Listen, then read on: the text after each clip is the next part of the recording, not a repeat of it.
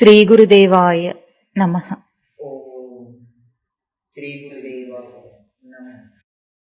భజ గోవిందం భజ గోవిందం భజ గోవిందం భజ గోవిందం గోవిందం భజ మూఢమతే గోవిందం భజ మూఢమతే సంప్రాప్తే సన్నిహితే కాలే సంప్రాప్తి సన్నిహితే కాలే నహి రక్షతి డుక్రీకరణే. నహి రక్షతి దుఃఖేకరణే.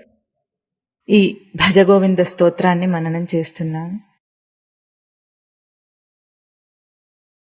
ముఖ్యంగా ఈ భజ గోవింద స్తోత్రంలో శంకరులు ఏం చూపించటానికి ప్రయత్నం చేశారంటే, జీవుల యొక్క ఉన్న స్థితి, దానికి తాను అందుకోవలసిన ఉన్నత స్థితి రెండు. ఉన్న స్థితిని ఏ పదంలో చూపించి సూచన చేశారంటే, హే మూఢమతే అని సంబోధన చేసి, భజ గోవిందం అని ఒక లోట్ ప్రత్యయంలో ఆదేశమును చేసి, అంటే మూఢమతి అంటే తెలివిలేనివాడా అని మనం అనుకుంటాం ప్రసిద్ధార్థం. ఎట్లాగూ ముహ వైచిత్యే ధాతువు చేత, మన జ్ఞానే ధాతువు చేత అన్నిటినీ కూర్చుకుంటాడు జీవుడు. ఎటువంటి వాటిని కూర్చుకుంటాడు? కూర్చుకుంటే తప్పేం లేదు. ఎందుకు? దేహం అంటేనే అవకాశముల సంపుటి, కూర్చుకోవాలి. దేహాన్ని కూడా కూర్చుకుని తీసుకొచ్చాడు. కానీ మూఢం ఎందుకయింది, మూర్ఖత్వం ఎందుకయింది అది అంటే, అన్ని విడిచిపోయే వాటిని కూర్చుకుంటున్నాడు. అందుకు మూఢమతే అన్నారు. అటువంటి మతి, దృష్టి కలవాడా అంటే, జీవితంలో శైశవ, బాల్య, కౌమార, యవ్వన, వార్ధక్య దశలన్నిటిలో కూడా యావరేజ్లో 100 సంవత్సరాల వయస్సు అని అనుకుంటే, అంత పూర్తి కాలం అంతా కూడా ఏం చేస్తున్నాడంటే, చాలా కృషి చేసి సిద్ధింపజేసుకుంటున్నాడు సంసారాన్ని. దేన్ని? అన్నీ ఇక్కడ వదిలిపెట్టిపోయేవే. కించిత్ మాత్రం తనతో వచ్చేది దేన్ని కూడా తాను దాని మీద దృష్టి లేదు, దాని అందు ఆసక్తి లేదు. అందుకే మూఢమతే అని తిట్టారు అని అంటున్నాం. ఇది తిట్ట కాదు అని మననం చేస్తున్నాం. ఎందుకు? నీ ఉన్న స్థితిని నీకు ఎత్తి చూపించారు. నువ్వేం చేస్తున్నావో, నీ తప్పేమిటో కూడా తెలుసుకోలేవు గనుక గురువులు, శాస్త్రం ఏం చేస్తుంది? నీ స్థితిని ఎత్తి చూపిస్తోంది. మనిషి కౌమారావస్థ నుండి వార్ధక్య దశ దాకా ఏం చేస్తూ ఉంటాడు? బాలస్తావత్ క్రీడాసక్త, తరుణస్తావత్ తరుణీసక్త, వృద్ధస్తావత్ చింతాసక్త, పరే బ్రహ్మణి కోపినసక్త. బాల్యంలోనేమో క్రీడల మీద, యవ్వనంలోనేమో స్త్రీకి పురుషుడి మీద, పురుషుడికి స్త్రీ మీద, వృద్ధాప్యంలోనేమో దేహం మీద చింత. ఇక ఎప్పుడట పరే బ్రహ్మణి కోపినసక్త, తన బ్రహ్మలక్షణమును చింతించటానికి వీడికి సమయం లేదు. ఇప్పుడు కూడా లోకంలో మనం ఎప్పుడైనా ఎవరికైనా కించిత్ మాత్రమైన ఆధ్యాత్మిక దృష్టిని మరలమని ఎప్పుడైనా సలహా అటువంటిది ఇస్తే ఏమంటారు? టైం లేదండి అంటారు. ఎందుకు? యవ్వనంలోనేమో వేగం, ఏదో సాధించాలనే ఉత్సాహం, లోకంలో నేనేదో సాధించేస్తాననే ఉత్సాహంలో తీరిక లేదు. ఆ యవ్వనంలో చేసిన కొద్దిపాటి పొరపాట్లు అంటే ఏమిటవి? పెళ్లి చేసుకోవటం లాంటివి చేసినందుకు వృద్ధాప్యం దాకా వాడికి తీరిక లేదు, వృద్ధాప్యంలో ఓపిక లేదు. ఇట్లా తీరిక, ఓపిక రెండూ లేవు. దేనికి? తన గురించి ఆలోచించటానికి. ఇది హాస్యములకే హాస్యం. తన గురించి ఆలోచించటానికి తనకి తీరిక లేదు, ఓపిక లేదు. అందుకే హే మూఢమతే అని సంబోధన చేస్తున్నారు. మరి ఈ మూఢమతి అయిన ఈ జీవుడికి ఏం సలహా ఇస్తున్నారు, ఏం బోధ చేస్తుంది శాస్త్రం అంటే, భజ గోవిందం, గోవిందుణ్ణి భజించు. ఎందుకు?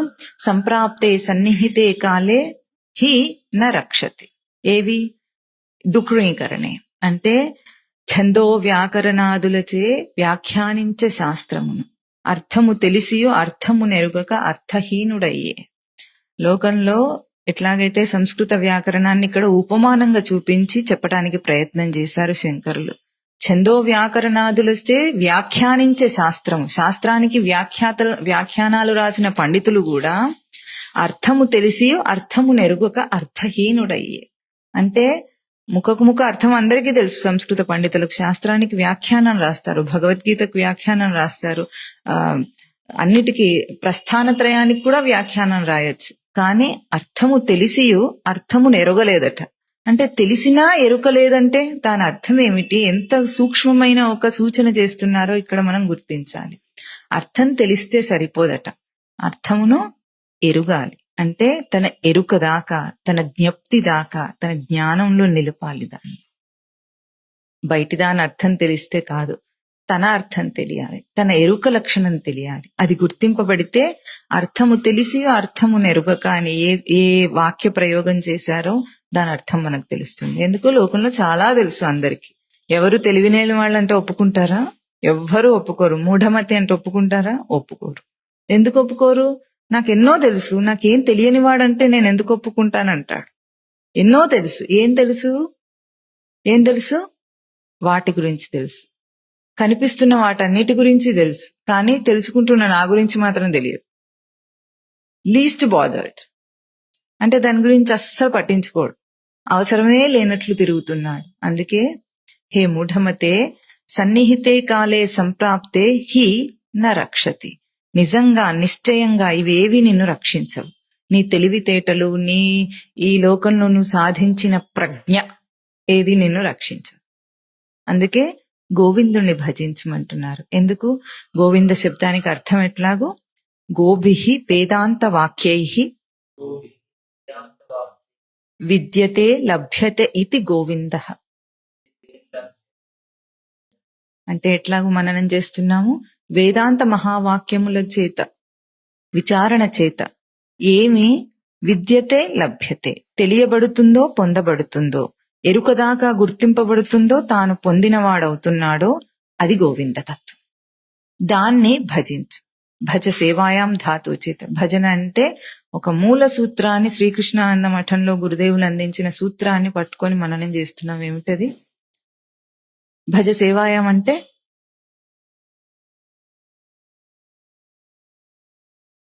తనను గుర్తించుట, తన అంశమును నిలుపుట. ఎక్కడ ఏ రంగంలో నువ్వు ప్రయోగం చేస్తున్నావో, కదులుతున్నావో, మెదులుతున్నావో, తెలివితేటలను చూపిస్తున్నావో, లోకంలోనే ప్రయోగం చేస్తున్నావో, సంసారంలోనే చితుకబడుతున్నావో, చివరికి ఏదైనా కానీ కాక సాధనయే చేస్తున్నాను అనుకుంటున్నావో, ఏదైనా సరే, నువ్వెక్కడైనా సరే, ఏ ప్రయోగమైనా సరే, నీ జీవితం ఏదైనా సరే, అక్కడ నీ అంశమును పరిగణలోకి తీసుకుని గుర్తించుకుంటూ జీవించటం అనే జీవితమే భజన చేయటం. అది లోకానికి పరిచయం లేని అంశం. లోకానికి అసలు పరిచయమే లేదు. ఎందుకంటే పుట్టిన దగ్గర నుండి ఒక ట్రైనింగ్ నడుస్తోంది జీవుడికి. వాడిని ఆ ట్రైనింగ్ లో బయటి విషయాలన్నీ ఎంతగా నేర్పించే ప్రయత్నం చేస్తున్నారంటే, కించిత్ మాత్రమైన వాడికి తీరిక రాకుండా, అంటే ఆ వ్యవధిలో మధ్యలో తనేం చేస్తున్నాడో కూడా గుర్తించనివ్వకుండా వాడికి విషయాలను నూరిపోస్తారు. ఆ నూరిపోసే వ్యవధిలో తన గురించిన అంశాన్ని అసలు ప్రస్తావన చేయదు లోకం. ఎవ్వరూ చెప్పరు. లోకంలో చెప్పబడే చదువుల్లోనూ చెప్పరు. ఈ లౌకికంగా తాను జీవితంలో నేర్చుకుంటున్న గుణపాఠాల్లోనూ అది రావటం లేదు. ఈ అంశంను ఏ ఒక్క అంశంను విడిచిపెట్టాడో దానివల్ల మోసపోయాడు జీవుడు. లేకపోతే తాను చేస్తున్నది మునులు చేసే తపస్సు కంటే తక్కువ ఏమీ కాదు. ఎందుకు? మునులు చేసే తపస్సులో అలసట లేదు, భారం లేదు, అవలీల. ఎందుకు? స్వతసిద్ధమైన స్వరూపాన్ని దర్శనం చేసే ప్రయత్నం చేస్తున్నారు. కానీ దానికి వ్యతిరేకంగా, విలక్షణంగా, తనకంటే వేరైన ఒక బయట అంశమును తనదిగా చేసుకునే గొప్ప భారాన్ని మోస్తున్నాడు జీవుడు, ఘనుడు. అందుకే కంటిరే మనవారు ఘనులు గృహస్థులై గైకొన్న వెర్రితనం అన్నాడు ప్రహ్లాదు. భద్రార్థులై పాయరు సంసార పద్ధతిని. అసలు ఏమి ఊరక పట్టుబడిరి, ఊరికైనా వెళ్ళి చిక్కుకుంటారు.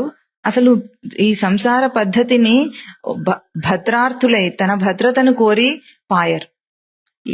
ఏం అర్థం కాదు, ఎందుకు చేస్తున్నారో తెలియదు, ఏమీ తెలియకుండా కూర్చేసుకొని ఇరుక్కొని అయిపోయింది.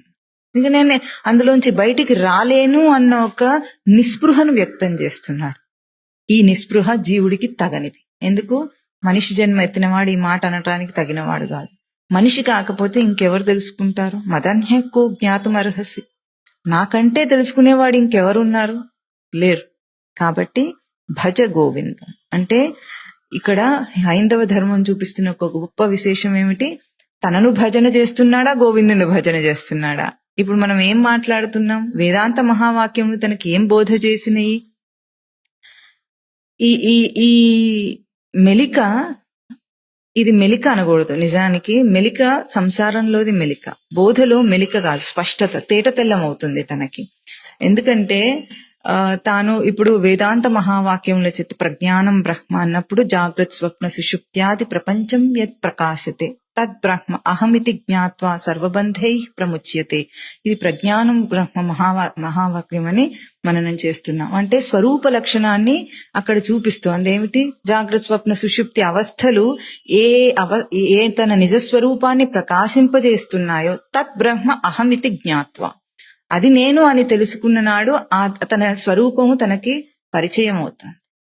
అది ప్రజ్ఞానం బ్రహ్మ మహావాక్యం అని మననం చేస్తున్నాం. అంటే స్వరూప లక్షణ మహావాక్యం. ఇప్పుడు ఆ మహావాక్యాలన్నీ తన గురించి చెప్పినాయా, గోవిందుని గురించి చెప్పినాయా? హిందూ ధర్మము దైవాన్ని గురించి చెప్తుందా, తన గురించి చెప్తుందా?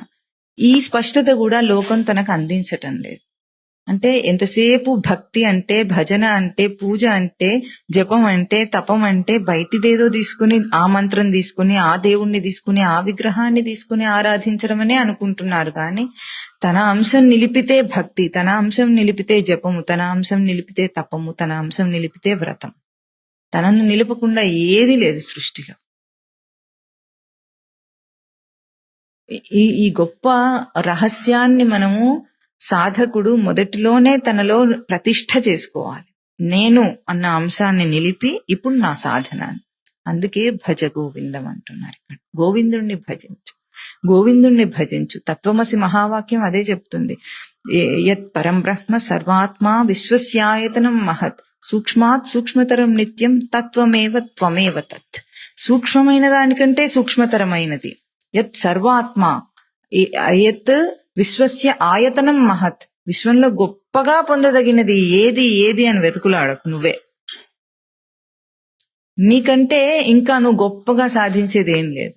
నిన్ను గుర్తించటం కంటే గొప్పగా నువ్వు పొందేదేం లేదు. అంతకంటే సూక్ష్మమైంది లేదు, గొప్పది లేదు, ఏది లేదు. తత్వమసి మహావాక్యం చెప్తాం.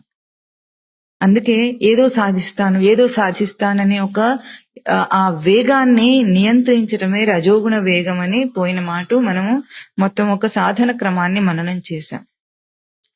ఇప్పుడు భజ గోవిందం అని తనకి ఒక మంచి సూచన చేస్తుంది ఇక్కడ 4 మహావాక్యముల చేత కూడా.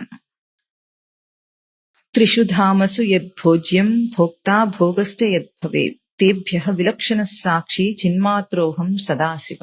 ఇది అయమాత్మ బ్రహ్మ అనే మహావాక్యం. ఇక్కడ ఏం చెప్తున్నారు? నేనే ఆ బ్రహ్మమునని తాను అనుసంధానం చేస్తున్నాడు. బోధని అనుసంధానం చేయాలి. ఇది తన మీద ఉన్న పెద్ద బాధ్యత.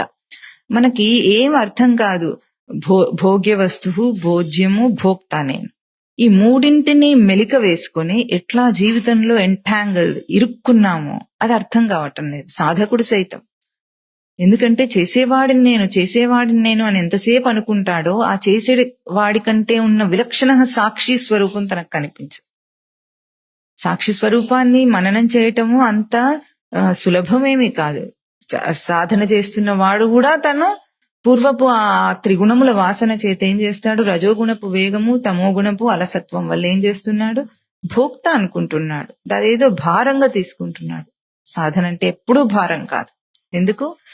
ఈ లోకంలో ఈ సృష్టి ఉన్నదనుకుంటున్న ఈ సృష్టిలో ఉన్నాడని చెప్పబడే జీవుడు చేసే ఏ ప్రయోగంలో అన్నిటికంటే సాధన చతుష్టయ సంపదను సాధించటం అన్నిటికంటే సులభం, సుసుఖం కర్తం. దానికేమో భయపడి పోయిన వారం ఏం మననం చేశామంటే ప్రత్యక్ష ప్రమాణమైన దాన్నేమో తెలియటం లేదంటాడు. అనుమానం ప్రమాణమైన లోకాన్ని, సంసారాన్ని మాత్రం చాలా సులభంగా నాకంతా తెలుసు అన్నట్లు దూరేస్తాడు. అందులో దారి తెన్ను తెలియదు, గమ్యం ఏమిటో తెలియదు. ఇంతవరకు అందరూ వెళుతున్న దారిని వెళ్తాడు. కానీ వెళ్లే అందరూ ఏ గమ్యాన్ని చేరుకున్నారో ఒకసారి కూడా తరచి చూడు. అందరూ ఎక్కుతున్నారా? ట్రైన్లో ఎక్కేస్తారా? ఆ ట్రైన్ ఎక్కడికి వెళుతుందో తెలుసుకుంటాడా? తెలుసుకోకుండా ఎక్కుతాడా ఎవడైనా? డెస్టినీ తెలియకుండా ఎక్కేస్తాడా? తెలియదు. కానీ సంసారంలో అందరు చేసే పని అదే. చివరికి గమ్యం ఏమైంది? తాతలు పెళ్లి చేసుకున్నారు, తండ్రులు పెళ్లి చేసుకున్నారు, చుట్టూ ఉన్న వాళ్ళందరూ పెళ్లి చేసుకుంటున్నారు, నేను కూడా చేసుకో తప్పేం లేదు. సరే, అడుగు, ఎక్కడికి చేరుకుంటుంది జీవితం? జీవితం యొక్క లక్ష్యం ఏమిటి? ఏమి ఎక్కడికి చేరి ఇది ముగుస్తుంది? ముగియటంలో నేను ఏం సాధించాను చివరికి? ఎక్కడ ఎవ్వరికి కూడా గమ్యం చేరిన తాలూకా సూచనలు ఎక్కడా లేవు. అయినా సరే అందరూ ఆ ట్రైన్ ఎక్కుతారు. కానీ ఏ గమ్యమును యద్గత్వా అన్న నివర్తంతే అని చూపించిందో, ఏది పొందితే ఇంక మళ్ళీ రావు అని చెబుతుందో దాని మీద వీడికి నమ్మకం లేదు. భగవద్గీత కోడై కూస్తోంది, ఏది పొందితే మళ్ళీ తిరిగి రావో అదే ఈ తత్వం అని. అయినా ఇది అనుమాన ప్రమాణమైంది వాడికి. నిజానికి ఇది ప్రత్యక్ష ప్రమాణం. తన స్వరూపం ప్రత్యక్ష ప్రమాణం. కానీ అనుమానాస్పదమైన చూపులతో దాన్ని చూసి భయపడిపోతున్నాడు. ముందు మనుషుల్లో, లోకంలో ఈ అవగాహనను తొలగించాలి. సాధన అంటే దేన్నో కష్టపడి ఏదో చేస్తున్నాడు కానే కాదు. నువ్వు కష్టపడుతున్న నీ కష్టాన్ని తీసేస్తారు ముందు. మనిషికి తాను తన దేహంతో, తన దేహం ఒక భౌతిక అంశము, తన ప్రవృత్తికి అభౌతిక అంశం. ఈ రెండు మేళవించుకొని తాని దేహంలో జీవితయానం చేస్తున్నాడు. అప్పటికి దేహంలోని రోగాలు, రొష్టులతో బతకటమే కష్టంగా ఉంది. వాడి ప్రవృత్తి వాడిని హింసించి చంపుతోంది. వాడి రజోగుణము, తమో గుణము గుర్తించినప్పుడు సాధకుడికి ఎట్లా ఉంటాయి? ఇవి ఎంత కష్టతరంగా ఉంటాయి. ఇవి చాలక ఇంకొక దేహాన్ని అంటగట్టుకుని ఆ దేహానికి ఉన్న రోగాలు, రొష్టులు, ఆ ప్రవృత్తి, దీంతో నువ్వు సంబంధం పెట్టుకుని జీవితం గడపాలంటే ఎట్లా? నీదే నీకు సరిపోయింది. జీవితానికి ఇది ఎట్లా ఉంది? చిక్కుముడిలాగా ఉంది. ఎప్పటికీ సొల్యూషన్ లేనే లేదు దీనికి. నీ రజోగుణ ప్రవృత్తి పోదు, నీ సత్వగుణ దాన్ని ఏమనాలంటే సత్వగుణమును తనకు ఉన్నదని కూడా తెలియని ఒక రోగం లాంటిది. ఇక తమో గుణం అయితే చెప్పనే అక్కర్లేదు. ఇంకా నేను ఆలోచింపనివ్వదు, ఇంకేం ఆలోచననే రానివ్వదటం లేదు. దీనితోనే ఇన్ని కష్టాలు పడుతుంటే ఇంకొక దేహాన్ని కట్టుకొని దాంట్లో దూరి ఒక సంసారాన్ని ఏర్పరచుకొని దాంట్లో దూరవటం ఎంత అజ్ఞానం, అవివేకం జీవుడికి. ఇది నిన్ను రక్షించదు. లోకంలో నేనేదో సాధిస్తాను అనే ఒక నీ గోల్ అంటారే, అది గమ్యం తెలిసి చెయ్యి. నువ్వే చేసినా సరే నీ అంశమును నిలుపు, గమ్యంని తెలుసుకో. నువ్వు ఎక్కడికి పోబోతున్నావో తెలుసుకో. ఏ ట్రైన్ ఎక్కుతున్నావో ఆ ట్రైన్ ఎక్కడికి వెళ్తుందో తెలుసుకో. ఎక్కేస్తే అయిపోదు, అందరు ఎక్కుతున్నారు ఇదే అయి ఉంటుందని అనుకోకు. అందరు ఎక్కడికైనా వెళ్ళొచ్చు, వాడిష్టమైన చోటికి వాడు వెళ్తాడు. నీ నీ నీ గమ్యం ఏమిటో తెలుసుకుని నీ జీవిత లక్ష్యం ఏమిటో తెలుసుకుంటే అప్పుడు అర్థమవుతుంది. ఆ గమ్యమే నీకు కావాలి. ఆ ట్రైన్ కి గమ్యం ఏమిటి? గుడ్డి జీవితానికి గమ్యం ఏమిటి? చావు. వేరే గమ్యం లేదు. మన ముందు అందరూ చేస్తున్నది అదే పని. ఏమీ చేతగాక చచ్చూరుకుంటున్నాడు. లౌకిక జీవితంలో కూడా పరిపూర్ణత ఏమీ లేక, ఆనందం అనేదే రాక, ఎక్కడా తనకు పొందిందేమీ లేక చచ్చూరుకుంటున్నాడు. ఇది నీ గమ్యం అయితే నువ్వు ఆ ట్రైన్ ఎక్కు. కాదు అనుకుంటే ఇంకొకటి ఏదో ఉంది అని ఆ దారిలో వెళ్ళు. అదే భజ గోవిందం, గోవిందుణ్ణి భజించడం. గోవిందుణ్ణి భజించాలంటే భక్తి అనే పేరిట లోకంలో చేస్తున్న వ్యాపారం. లోకంలో ఒకప్పటికంటే ఇప్పుడు భక్తులు చాలా ఎక్కువ, దాన ధర్మాలు ఎక్కువ, ఆదరణ ఎక్కువగా ఉంది. అంటే ఎంతో మంది అనాథాశ్రమాలు, వృద్ధాశ్రమాలు, రక్తదానాలు, ఆదానాలు, ఈ అన్నదానాలు విచ్చలవిడిగా చేస్తున్నారు. ఎందుకు? డబ్బు బాగా ఉంది కనుక. డబ్బు బాగా ఉంది, వీటి వల్ల పుణ్యం వస్తుందేమో అనుకొని చేస్తున్నారు. ఇవన్నీ ఒక పుణ్యకార్యం అనుకొని, ఈ పుణ్యం వల్ల తాను ఏదో పొందుతాననుకునే భ్రాంతిలో అనాలి. ఎవరైనా పుణ్యం వస్తుందంటే ఒక్క ప్రశ్న అడుగుమని చెప్పారు గురుదేవులు. ఎట్లా వస్తుంది? ఏ రూపంలో వస్తుంది? నేను ఎట్లా తీసుకుంటా దానివల్ల నాకేం వస్తుంది? ఇటువంటి ప్రశ్నలు లోకానికి ఇప్పుడు కావాలి. ఎందుకు? కాదంటేనేమో అభిమాన అహంకారాలు. నువ్వు భక్తుడు కాదంటే ఊరుకుంటారు ఎవరైనా? ఎవ్వరు ఊరుకోరు, ఒక్కరు కూడా ఊరుకోరు. ఏ మతమైనా సరే నేను భక్తుడినే కాదంటే ఊరుకునే పరిస్థితి లేదు. కాబట్టి కాదని అనటం లేదు. కాకపోతే నీకేం పొందబడుతుందో నువ్వు చేసే పనుల వల్ల, కర్మల వల్ల, భక్తి వల్ల, భజన వల్ల నువ్వేం పొందుతావో అడిగి, ఎవరు చెప్తున్నారో నీకు ఒక మంత్రోపదేశం చేశారంటే అడుగు, నాకేం వస్తుంది దాని చేత. పుణ్యం వస్తుందని అనేస్తారు వేగ ఆన్సర్. పుణ్యం వస్తుంటే ఏ రూపంలో వస్తుంది చెప్పు. పుణ్యం అంటే కొబ్బరికాయ కొడితే ఒక చిప్పు ఇచ్చినట్టు ఉంటుందా పుణ్యం? ఒక చిప్పిస్తే కొబ్బరి పచ్చడికో కొబ్బరి కూరకు పనికొస్తుంది, కానీ పుణ్యమే దేనికి పనికొస్తుంది? సుఖ సంతోషాలు అనుభవిస్తావు, లోకంలో సౌఖ్యాన్ని అనుభవిస్తాం అని చెప్పారని అనుకుందాం. పోని అదే కోరుకుంటారు అందరూ, సాధారణంగా అందరూ కోరుకునేది అదే కదా. కాబట్టి సుఖ సౌఖ్యాలు వస్తాయన్నారు కదా. సరే, ఆ సుఖ సౌఖ్యాలనే ఇప్పుడు చెప్పబోతున్నారు. మొత్తం అంతా భజగోవింద స్తోత్రం అంతా శంకరులు. ఆ సుఖ సౌఖ్యాలు ఎట్లా ఉంటాయో చూద్దాం. అందుకే ఇప్పుడు భజగోవిందం అన్నప్పుడు మనం గోవిందుణ్ణి భజిస్తున్నామంటే తనను నిలుపుతున్నామనే ఒక ముఖ్యమైన అంశం, జీవితానికి కావలసిన అంశం అది. దాన్ని మకుటంగా పెట్టుకొని ఇప్పుడు తర్వాత చెప్పబోయే అంశములను మననం చేసే ప్రయత్నం చేద్దాం. మళ్ళీ మొదలు చెప్పండి. మూఢ జహీహి ధనాగమ తృష్ణాం కురు సద్బుద్ధిం మనసి వితృష్ణాం యల్లభసే నిజ కర్మోపాత్తం విత్తం తేన వినోదయ చిత్తం. ఎత్తుకోవడమే ఇన్ని రోజులు వాయించాము. ఏమని? మూఢమతి అని. మళ్ళీ మొదలు పెట్టారు. మూఢ అని సంబోధన. ఇంతగానా మరి? అంటే అంత డోసేజ్ ఇస్తున్నారంటే మనకు అర్థం కావాలి మన స్థితి ఏమిటని. ఎత్తడమే పదమే అదైతే అంటే నీ స్థితి. ఏం స్థితి? విడిచిపెట్టే వాటిని కూర్చుకుంటున్నావు, ఓ మూఢమతే, ఓ మూఢుడా అని. అంతే, మనం ఏం తిట్టలేదు, అస్సలు కాదు, తిట్టు కాదు అది. మనం ఏం చేస్తున్నామో అది చెప్తున్నా. ఇక్కడ ఏముంటున్నా? హి జహి, విడిచిపెట్టు, నిశ్చయంగా విడిచిపెట్టు. దేన్ని? ధనాగమ తృష్ణ, ధనం సంపాదించే తృష్ణని విడిచిపెట్టాలట. కురు సద్బుద్ధిం మనసి వితృష్ణాం, వితృష్ణాం మనసి సద్బుద్ధిం కురు. మనసి సద్బుద్ధిం కురు అన్నది వాక్యం. అక్కడ మనసు యందు సద్బుద్ధిని చేయి కురు అంటున్నారు. ఎటువంటి మనస్సు అంటే మనసుకు ఒక విశేషణమును చూపించి వితృష్ణాం మనసి సద్బుద్ధిం కురు. ముందు ధనాగమ తృష్ణని విడిచిపెట్టి మనస్సు యందు సద్బుద్ధిని చేయు అంటున్నారు. యత్ లభసే నిజ కర్మోపాత్తం, కర్మ ఉపాత్తం, నిజ కర్మ ఉపాత్తం. యత్ లభసే, నిజ కర్మ వలన నీకు ఏది పొందబడుతుందో నీ చేత. యత్ లభసే విత్తం, ఆ విత్తమును అంటే నిజ కర్మ చేస్తే విత్తం పొందబడుతుంది.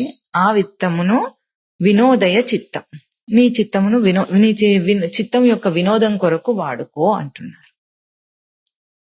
దీనికి ప్రసిద్ధార్థం ఏమిటంటే ధనం యందు విపరీతమైన ఆశ వద్దు. ఎందుకు? లోకమంతా ఎట్లాగో ధనం మూలం ఇదం జగత్. ఈ జగత్తుకు ధనమే మూలం, ప్రతిష్ఠ అంటున్నారు. అంటే డబ్బు లేకపోతే ఏ పని అవుతుందండి లోకంలో? అవుతుందా? ఏది కాదు. మీరు మాత్రం బతకటం లేదు, డబ్బు లేదు. మఠానికి డబ్బు కావాలా వద్దా చెప్పండి? మఠాలు ఆశ్రమాలు నడవాలంటే గృహస్థులందరూ దాన ధర్మాలు చేస్తేనే నడుస్తుంది. దానము ధర్మము లేకపోతే మఠం నడవదు, గుళ్ళు కూడా నడవవు. అంటే ఇప్పుడు మేము దానం చేయాలంటే మాకు డబ్బు కావాలా? డబ్బు కావాలంటే సంపాదించాలా? అవునా కాదా? అందుకే లోకాన్ని నడిపించేది డబ్బు. డబ్బు చేతనే లోకం నడుస్తుంది గనుక మనం ఈ మాట అంటే ఒప్పుకోవటం లేదు. ఇక్కడ ప్రసిద్ధార్థం లోకం ఏం చెప్తుందంటే ధనాగమ తృష్ణ అన్నది. తృష్ణ అంటే ఆశ, కోరిక, పిపాస. తృషా పిపాసాయాం ధాతువు చూపిస్తున్నారు. తృష్ణాం అంటే పిపాస అంటే మామూలుగా దాహం కంటే కొంచెం ఎక్కువ. పిపాస అంటే ఆకున్న దాహం అన్నమాట. ఇప్పుడు లోకంలో రాజకీయ నాయకులకు ఉంటుంది అట్లా. ఎంత ఇన్వెస్ట్ చేస్తారో దానికి 10 ఆ 5 years tenure లో తీసేసుకోవాలి. మళ్ళీ ఆ 10 మళ్ళీ ఓ 2 3 మళ్ళీ ఇన్వెస్ట్ చేయాలి. మళ్ళీ వచ్చే tenure లో గెలిస్తే మళ్ళీ తాగేయాలి. పిపాస. దోమ ఎట్లాగో బాగా దోమలు ఉన్న చోటికి ఒక మనిషి వెళ్ళాడు అనుకోండి, ఎట్లా ముసురుతాయి అవి. ఒకప్పుడు ఒక 20 సంవత్సరాల ముందు 25 సంవత్సరాల ముందు ఈ చైతన్యపురి అటువైపు చైతన్యపురి నుండి లోపలికి వెళితే ఆ దోమలు ఇట్లా కుప్పలుగా ఉండేవి. సాయంత్రం పూట పొడిచి చంపేస్తాయి. ఎట్లా తాగుతాయంటే ఒక రక్తం వచ్చింది ఫ్రెష్ గా మనిషి రక్తం కనిపిస్తే అవి మీద పడి ఎట్లా తాగుతుంది ఆ దోమ అంటే, తాగి ఎప్పుడైనా దోమ రక్తం తాగుతుంటే మనం అట్లాగే ఆగితే దాని దేహం ఉబ్బుతుంది. ఉబ్బినప్పుడు అది ఎగరలేదు, చచ్చురుకుంటుంది కొడితే. ఆ రక్తం కొడితే వచ్చిన రక్తం మన రక్తమే, దాని రక్తం కాదు. అంటే తాగి ఆ తాగటంలో అది ఎగిరి తనను తాను రక్షించుకోవాలని కూడా అనుకోదు, అది తాగుతూనే ఉంటుంది దొరికిందని. అట్లా ఉంది ధనమునందు తృష్ణ మనిషికి. ఇప్పుడు లోకంలో ఒక ధనము అనే వ్యవస్థను ఏర్పాటు చేసుకున్నాడు మనిషి. ధనం ఎక్కడి నుండి వచ్చింది? సృష్టిలో ఉందా? అపరాప్రకృత, పరాప్రకృత? ఏది కాదు. జడ ప్రకృతి ఏది కాదు. ఈ మూడిట్లో ఏది కాదు. సృష్టిలో ఉన్నదని చెప్పబడే ఏదైతే ఉందో, ఈ సైంటిస్ట్ భాషలో కాస్మస్ లో ఉన్నది ఏముందో అందులో ఏది కాదు ధనం. ఎక్కడి నుండి వచ్చింది? ధనం మూలం ఇదం జగత్ అనే అంత ఆ వాక్య ప్రయోగం చేసే అంతగా ప్రాముఖ్యతను సంపాదించిన ఆ ధనం ఎక్కడి నుండి వచ్చింది?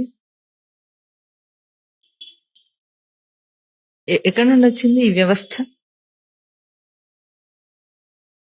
శాస్త్రం ఏం చెప్తుందంటే, ఈ జగత్తులో నీ జీవితమే మనఃకల్పితం. లేదది కల్పించుకున్నాం అంతే, ఊహించుకున్నంత మాత్రాన వచ్చింది. ఈ ఊహా జగత్తులో ఇంకో ఊహ తనకు కల్పించుకున్నది ఏమిటి? డబ్బు. ఆ డబ్బు అనే ఒక వ్యవస్థ కల్పించి ట్రాన్సాక్షన్ చేసి ఆ వాటిల్లో ఎంత డబ్బుకు విలువను పెంచాడు మనిషి. డబ్బు ఉంది ఏదో అంటే, ఇప్పుడు లోకంలో ఒకడేమో కూరగాయలు పండిస్తున్నాడు అనుకున్నాం, ఒకడు ధాన్యం పండిస్తున్నాడు, ఒక వస్త్రం నేస్తున్నాడు. ఈ వస్త్రం నేసే వాడి దగ్గర వస్త్రం అందరు తీసుకోవచ్చు, కూరగాయలు పండించే వాడి దగ్గర కూరగాయలు తీసుకోవచ్చు, ధాన్యం ఇచ్చేవాడు ధాన్యాన్ని పంచచ్చు. ఇట్లా రోటీ కపడా ఆర్ మకాన్ అనే ఈ అవసరాలు తీరిపోతాయి. కానీ అట్లా కాకుండా మనిషి ఏం చేశాడు? వాటికి ప్రాముఖ్యతను పెంచాడు. ధనమునకు ప్రాముఖ్యతను పెంచి ఎక్కువ ఉంటే ఎక్కువ సంపాదన అంటే ఎక్కువ బట్టలు కొనుక్కుంటాడు. ముందు అట్లా లేదు. ఉందా? ఒకప్పుడు శ్రీకృష్ణదేవరాయల కాలంలో రత్నాలు అట్లా రాసులు పోసి ఉండేవట వీధుల్లో. అంటే అర్థం ఏమిటి? ఎవ్వరికి ఆశ లేదప్పుడు. కావలసినంత తీసుకొని మిగతాది ఒకడు వదిలేస్తారు, ఇంకొకడు ఉంటాడు వాడు తీసుకుంటాడు. ఇప్పుడు అట్లా కాదు. వాడికి తినే యోగ్యతయే లేకపోయినా వాడి తరతరాలుగా తినే అంత ఆస్తి కావాలి వాడికి. దానికి కావాలంటే ఏం చేస్తాడు?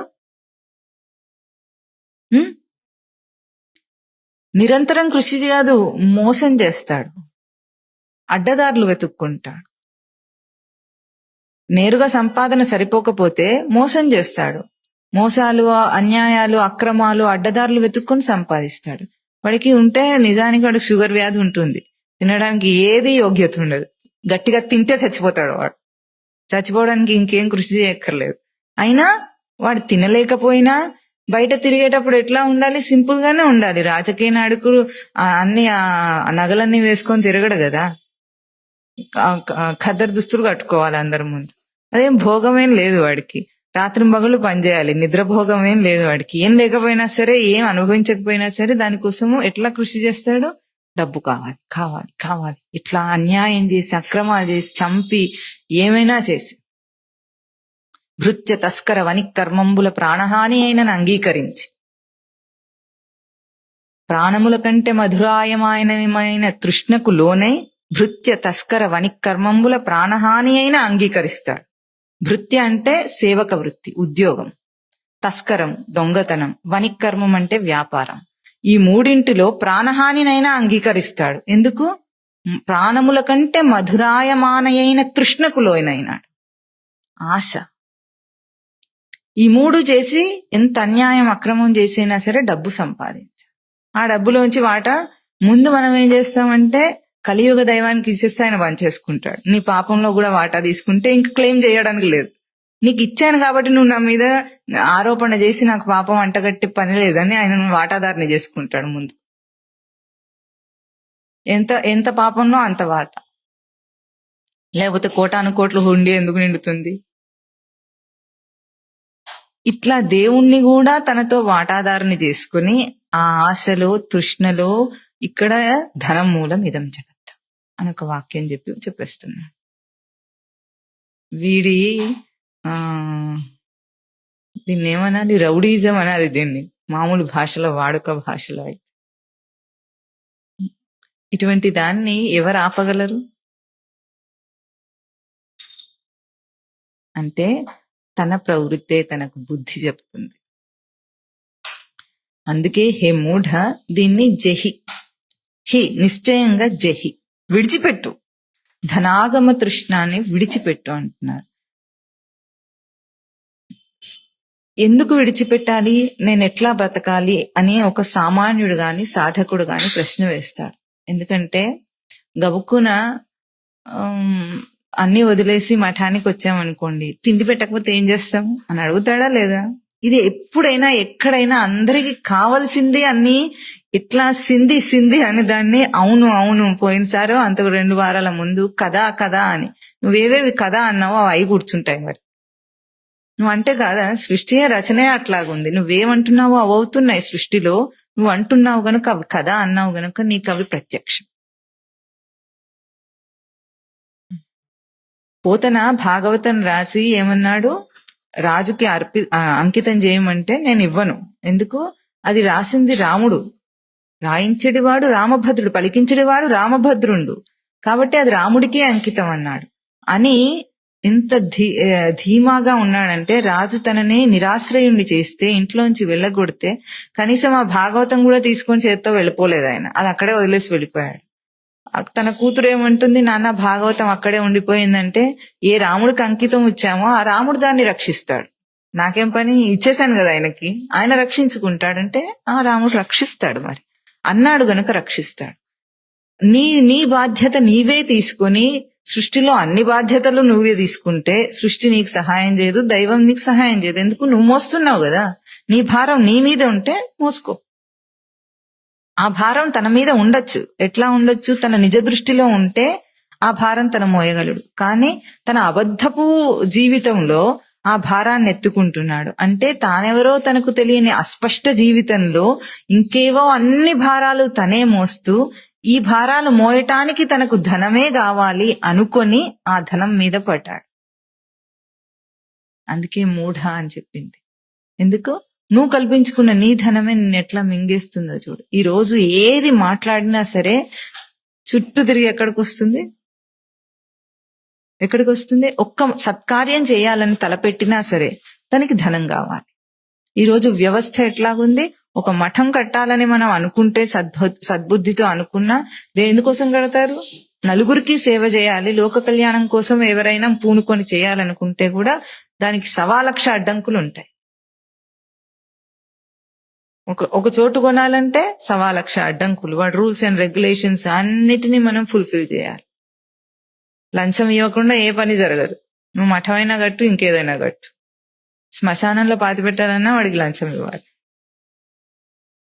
లోకమంతా ధనంతోనే, ఎట్లాగో ధనాన్ని తాను తయారు చేసుకున్న ధనము తనను ఎట్లా మోసం చేయగలదో అట్లా దానికి విలువనిచ్చాడు. వ్యవహారం కోసం ట్రాన్సాక్షన్ చేయడానికి ఉంటే అది వేరే. ఎట్లాగో ఇప్పుడు ఒక్కొక్క వ్యక్తి ఒక్కొక్క దాన్ని, ఒక్కొక్క వనరులను సముపార్జన చేసి కూర్చినప్పుడు ఎట్లా ఉంటుంది, ఇంకొకరికి అది కావాలంటే ట్రాన్సాక్షన్ కోసం కొన్ని గవ్వలు, చిల్లి గవ్వలు, అవి ధనం అంటే, వాటిని ఏర్పాటు చేసుకుని దీనికి ఇంత దానికి ఇంత అని ఒక మూల్యం పెట్టుకొని చేయటాన్ని మొదలు పెట్టాడు అని అనుకుందాం. అదేమైంది? ఆశ. మనిషి యొక్క ఆశకు అది ఎందుకు ఆశ వస్తుంది మనిషికి అసలు? ఉం? ఇంత ఆశ ఎందుకుంది మనిషికి? స్వరూపం నుండి జారిపడితే ధనం మీద ఆశ ఎట్లా? ధనము కొద్దిపాటి సంపాదన కోసం మనిషి కృషి చేస్తే ఇన్ని అన్యాయాలు అక్రమాలు చేయాల్సిన అవసరం లేదు లోకంలో. బతకడానికి ఏం కావాలి? బతకడానికి ఇవ్వనక్కర్లేదు.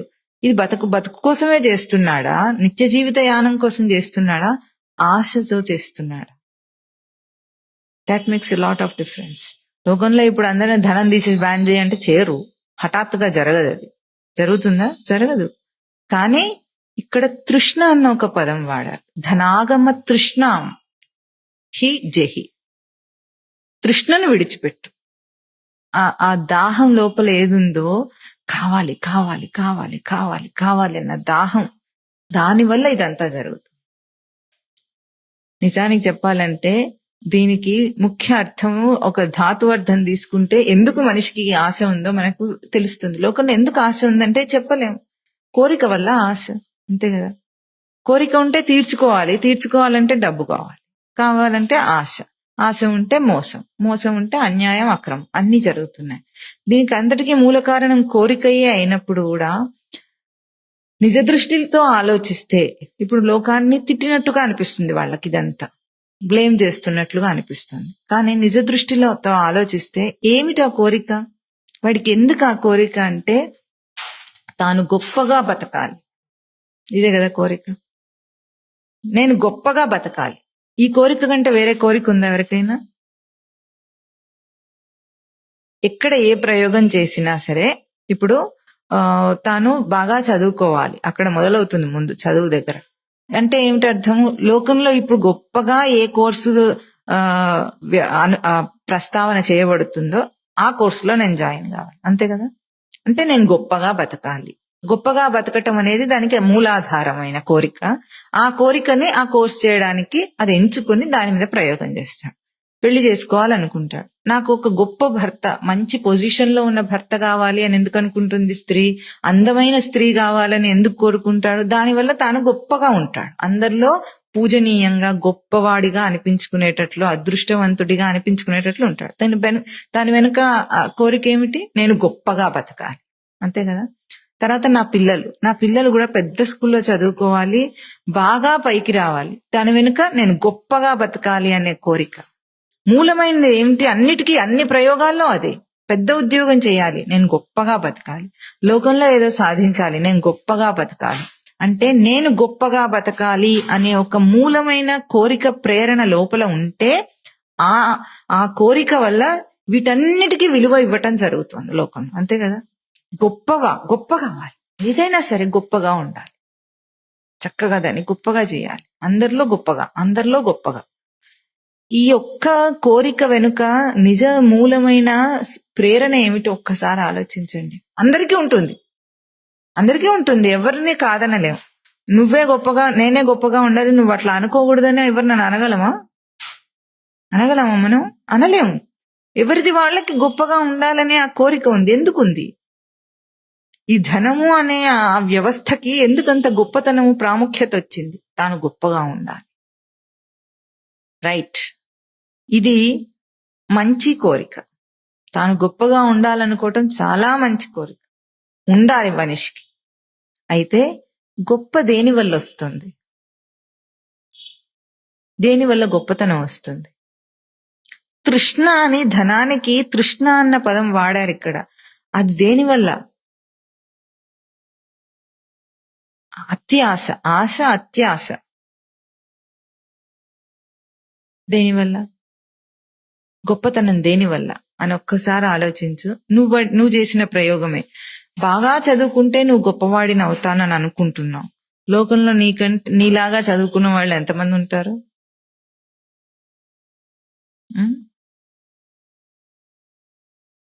ఎంతమంది ఉంటారు?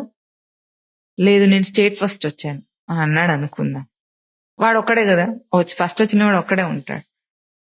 ప్రతి సంవత్సరం వస్తున్నాడా ఎవడో ఒకడు? వస్తున్నాడా? నువ్వే వచ్చావా ఇప్పుడు? ప్రతి సంవత్సరం ఎవడో ఒకడు స్టేట్ ఫస్ట్ వస్తూనే ఉంటాడు. అట్లా ఎన్ని సంవత్సరాలుగా వస్తుంది వ్యవస్థ? విద్యా వ్యవస్థ ఉన్నప్పటి నుండి వస్తూనే ఉంది కదా. ఇప్పుడు నువ్వు గొప్పవాడివి ఎట్లా అయ్యావు? దానివల్ల నీకు గొప్పతనం ఎట్లా వచ్చింది? నీకు ఈసారి 997 వచ్చినాయి అనుకుందాం, వచ్చేసారి 999 వస్తాయి వాడికి. ఇప్పుడు అట్లాగే వస్తాయి మార్క్స్. ముందేమో 70% వస్తే చాలా గొప్ప విశేషంగా ఉండేది ఒకప్పుడు కాలంలో. 80% వస్తే చాలా క్లెవర్ వాడు. ఇప్పుడు అట్లా కాదు, 99.999% వస్తుంది వాడికి. ఇప్పుడు నీ పర్సంటేజ్ ని వాడొచ్చి ఒక గుద్దితే నువ్వు కింద పడతావు, అయిపోయింది. నీ గొప్పతనం దిబ్బతనం అయింది కదా. పెద్ద ఉద్యోగానికి పెద్ద చిన్న ఏముంటుంది? భృత్యము, సేవక వృత్తి. సేవకుడు ఎవరికి గొప్ప అండి? నువ్వెంత గొప్ప పొజిషన్ లో ఉన్నా ఎవరి కిందనో పని చేస్తున్నావు, ఎవడు మోచేతి నీళ్లు తాగుతున్నావు, అది గుర్తించవా? అమెరికాలో ఉద్యోగం చేస్తే గొప్ప, అమెరికా వాడికి నువ్వు గొప్ప. వాడు ఏమనుకుంటాడు? వాడి దృష్టిలో నేను ఇచ్చే డబ్బు కోసం వాడి దేశాన్ని వదిలేసి వచ్చేసాడు, వాడి సంస్కృతిని వదిలేసి వచ్చేసాడు అనుకుంటాడా లేదా? వాడు వదిలిపెడతాడా? వదిలిపెట్టాడు. నువ్వు మాత్రం అన్ని వదిలేస్తావు. నీ పేరుని వాడు ఖూనీ చేసి మాట్లాడినా, రామ అని పేరు పెట్టుకుంటే రామ్ అన్నా ఒప్పుకుంటాడు, కృష్ణ అని నువ్వు పేరు పెట్టుకుంటే కృష్ణ అన్నా వాడు ఒప్పుకుంటావు. నీకు తెలియలేదు కనుక నువ్వు అన్నిటిని ఒప్పుకుంటావు. నువ్వు గొప్పవాడివయ్యావా దిబ్బవాడివయ్యావా? ఇప్పుడు వాడి దృష్టిలో చెప్పు. ఇప్పుడు అమెరికా వాడి దృష్టిలో ఏమిటి నువ్వు? వేద భూమిని వదిలిపెట్టి, సంస్కారానికి నాగరికతకు పుట్టినిల్లైన దేశాన్ని వదిలిపెట్టి వాడి దగ్గరకు వెళ్ళి ఊడిగం చేస్తూ నేను గొప్ప ఉద్యోగం చేస్తున్నానంటే ఏం గొప్ప చేస్తున్నావు నువ్వు? దానివల్ల నువ్వు గొప్పవాడివి ఎట్లా అయ్యావా? కాలేదు. విచారణ చేసుకో. తిట్లు కాదు, ఇదేమీ దెప్పి పొడుపు కాదు. లోకము ఆలోచింపజేయాలని లోకాన్ని ఒక్క ప్రశ్న అడగటం. ఈరోజు యువత అంతా పిచ్చిదయ్యి తిరుగుతోంది. గొప్ప కోసం వెంపర్లాటలో ఏది గొప్పయో తెలియక తిరుగుతోంది గనుక ఈ ప్రశ్నలని ఎత్తి చూపించటం. ఆలోచించుకో, ఏవి చేస్తే నువ్వు గొప్ప? అందమైన భార్య వస్తే గొప్ప అనుకున్న వాడి ఆ అందమైన భార్య గయ్యాళిదైతే నువ్వెంత బాధపడతావో నీ పక్క వాళ్ళని చూసి నేర్చేసుకో ముందే.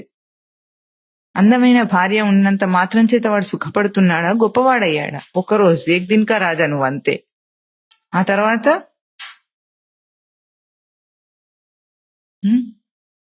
జీవన్ భర్ కా గులాం,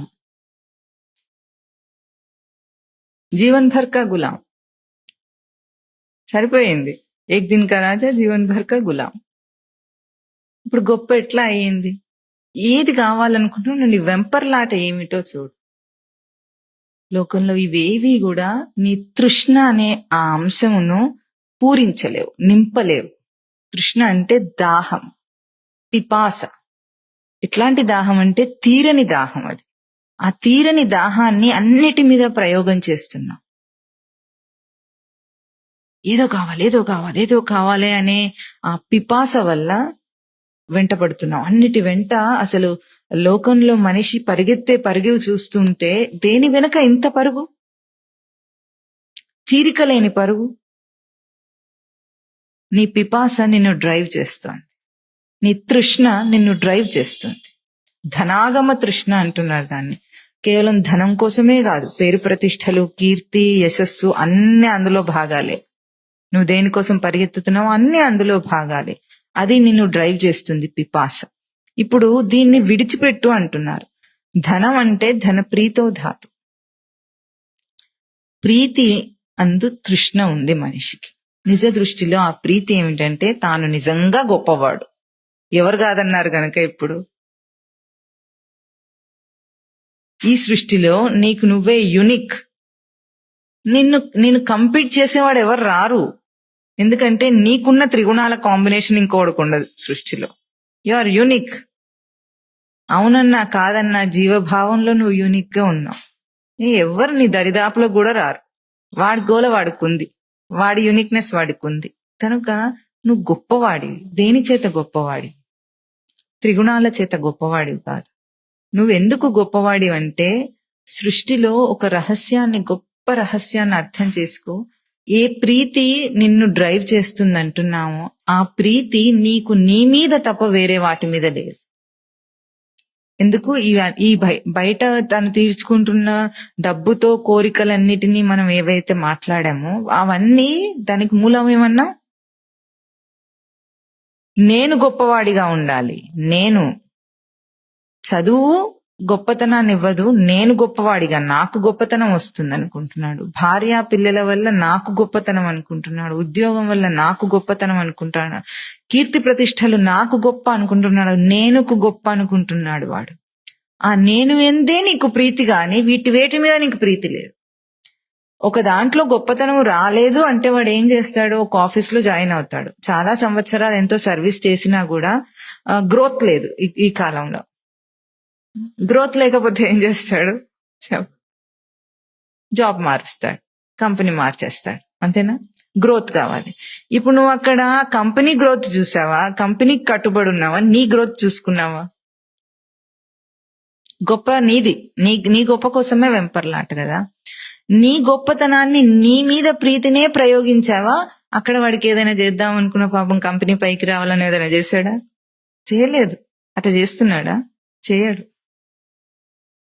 ఎవరైనా తన భార్య చాలా బాగుంది, అందంగా ఉందని పొగిడినప్పుడు తాను అదృష్టవంతుడు అని అనుకుంటాడు, అవునా? తాను అదృష్టవంతుడే గొప్పవాడిని అని అనుకుంటాడు. అదే భార్యని ఎవరెవరైనా దుష్టపు చూపుతో చూస్తే వాడికి ఎట్లా ఉంటుంది? వాడి గొప్పతనం అది. భార్యని అనుమానించి వదిలేసే పరిస్థితి కూడా వస్తుంది. ఎందుకు? తన గొప్పతనం దెబ్బతింటే తాను ఓర్చుకోడు, దేన్నైనా విడిచిపెట్టేస్తాడు. అంటే నీకు ప్రీతి దేని మీద ఉంది? నీ తృష్ణ దేని మీద? ధనం మీద తృష్ణ అని అనుకుంటున్నావు తెలివి లేకుండా. దేని మీద నీకు తృష్ణ లేదు, నీ మీద ఉంది. తన మీద తనకి ఎంత పిపాస ఉందంటే దానికోసమే జీవుడు ఈ రోజు మనం చూస్తున్న ఈ జీవితంలో కాంపిటీషన్ ఇవన్నీ పెద్ద లెక్క కాదు. తాను కష్టపడుతున్నవి ఏవి, కృషి చేస్తున్నవి ఏవి లెక్క కాదు. జన్మనెత్తడానికి నువ్వు అంతకంటే 1000 రెట్లు ఎక్కువ కృషి చేయాలి. ఈ మానవ దేహం రావాలంటే దానికి 1000 రెట్లు 1,00,000 రెట్లు కృషి చేయాలి. ఒక ఉద్యోగం సంపాదించడానికి ఎంతో చేస్తున్నాను అని అనుకుంటావు, కాంపిటేటివ్ వరల్డ్ అని. కాదు, ఈ కాంపిటేటివ్ వరల్డ్ కంటే ఎంతో కాంపిటీషన్ ఉంది నీకు జన్మ రావాలంటే. ఎందుకు? జీవరాశులన్నీ ఎదురు చూస్తున్నాయి మానవ జన్మ కోసం. ఈ మానవ యోనిలో నువ్వు పుట్టడానికి నువ్వు ఎంత కృషి చేస్తే ఈ జన్మను, ఈ దేహాన్ని తెచ్చుకున్నావో, అందులో ఎంత సంస్కారాన్ని పణంగా పెట్టి. మన ఇన్వెస్ట్మెంట్ ఏమిటి? దేహం రావాలంటే, మానవ జన్మ రావాలంటే సంస్కారం. అనేక జన్మల్లో కూర్చుకున్న సంస్కారాన్ని అంతటినీ కూడా ఎట్లా కూర్చుకున్నాడంటే, పశుపక్ష్యాది జన్మల్లో సంస్కారాన్ని వృద్ధి చేసుకోవడానికి అక్కడ అవకాశం లేదు. అయినప్పటికీ తాను ఎదుక్కుంటూ వచ్చాడు.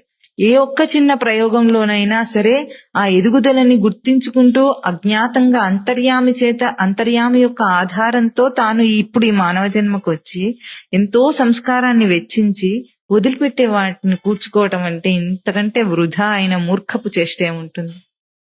నీ ప్రీతి నీ మీద గుర్తించు. నీ మీద ప్రీతి నిన్ను డ్రైవ్ చేస్తుంది. లోకంలో అంత ఈజీగా ఎవరు వీటన్నిటి వెంట పడటం లేదు. లోక కళ్యాణం కోసం చేయటం లేదు వాళ్ళు అవన్నీ పనులు. వాడు పెళ్లి చేసుకోవటం లోక కళ్యాణం కాదు, లోక హాని హేతువు. ఎందుకు? తెలివి లేని వాడు పెళ్లి చేసుకుంటే పిల్లలు ఎట్లా వస్తారు? ఏ బ్రీడ్ వస్తుంది? తెలివిలేని బ్రీడ్ ని, ప్రజా సంతతిని పెంచే ప్రజాపతి వీడు. తెలివిలేని ప్రజా సంతతిని పెంచుతాడు. ఇప్పుడు లోక కళ్యాణమా లోక హానికరమా నీ పెళ్లి?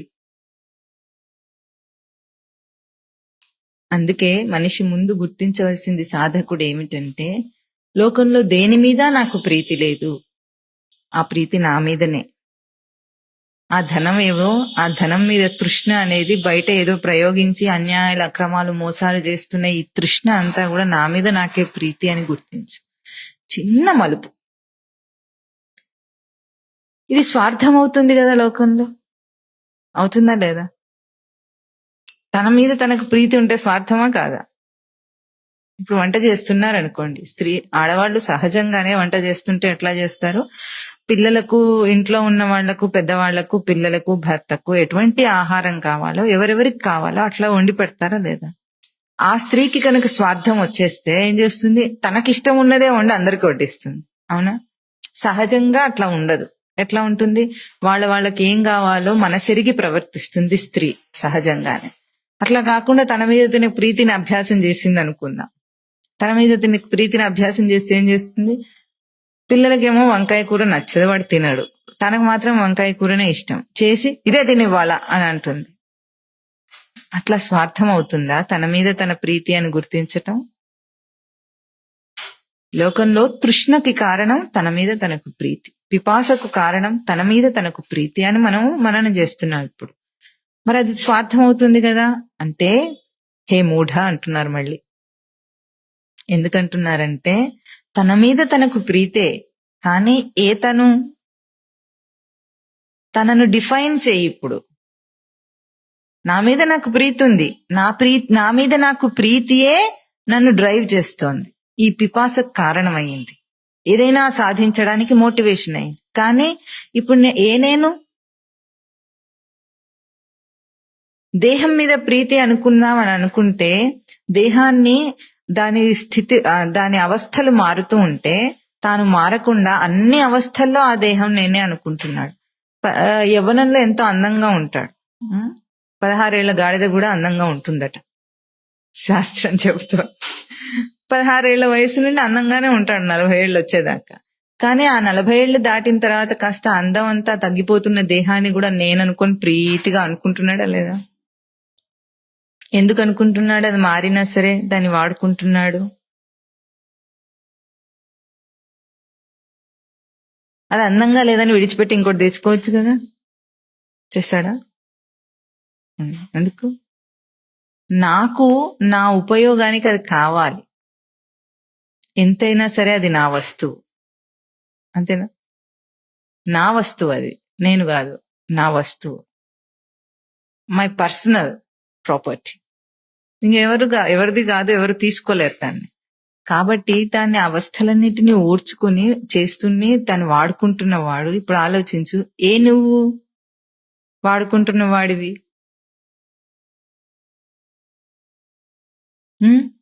నీకు అది ఉపయోగకరం అవుతుంది? నాకు అది ఉపయోగకరమైతే నేను దీన్ని డ్రైవ్ చేస్తున్నాను. ఆ నేనెవరు? అప్పుడు ఒక విలక్షణమైన విచారణ తనకి రావాలి. ఎట్లాగంటే, దేహం జీవితంలో ఉండగానే దేహం కంటే విలక్షణమైన తనను గుర్తించటము అనేది అభ్యాసం అయితేనే ఆ తృష్ణ తనను ఎట్లా డ్రైవ్ చేస్తుందో తనకు అర్థం అవుతుంది. ఇప్పుడు ఒక నొప్పి వచ్చింది అన్న, చాలాసార్లు మనం మననం చేసే ఉంటాం. ఇది నొప్పి వచ్చింది అన్నప్పుడు దేహానికి నొప్ప, జీవుడికి నొప్ప?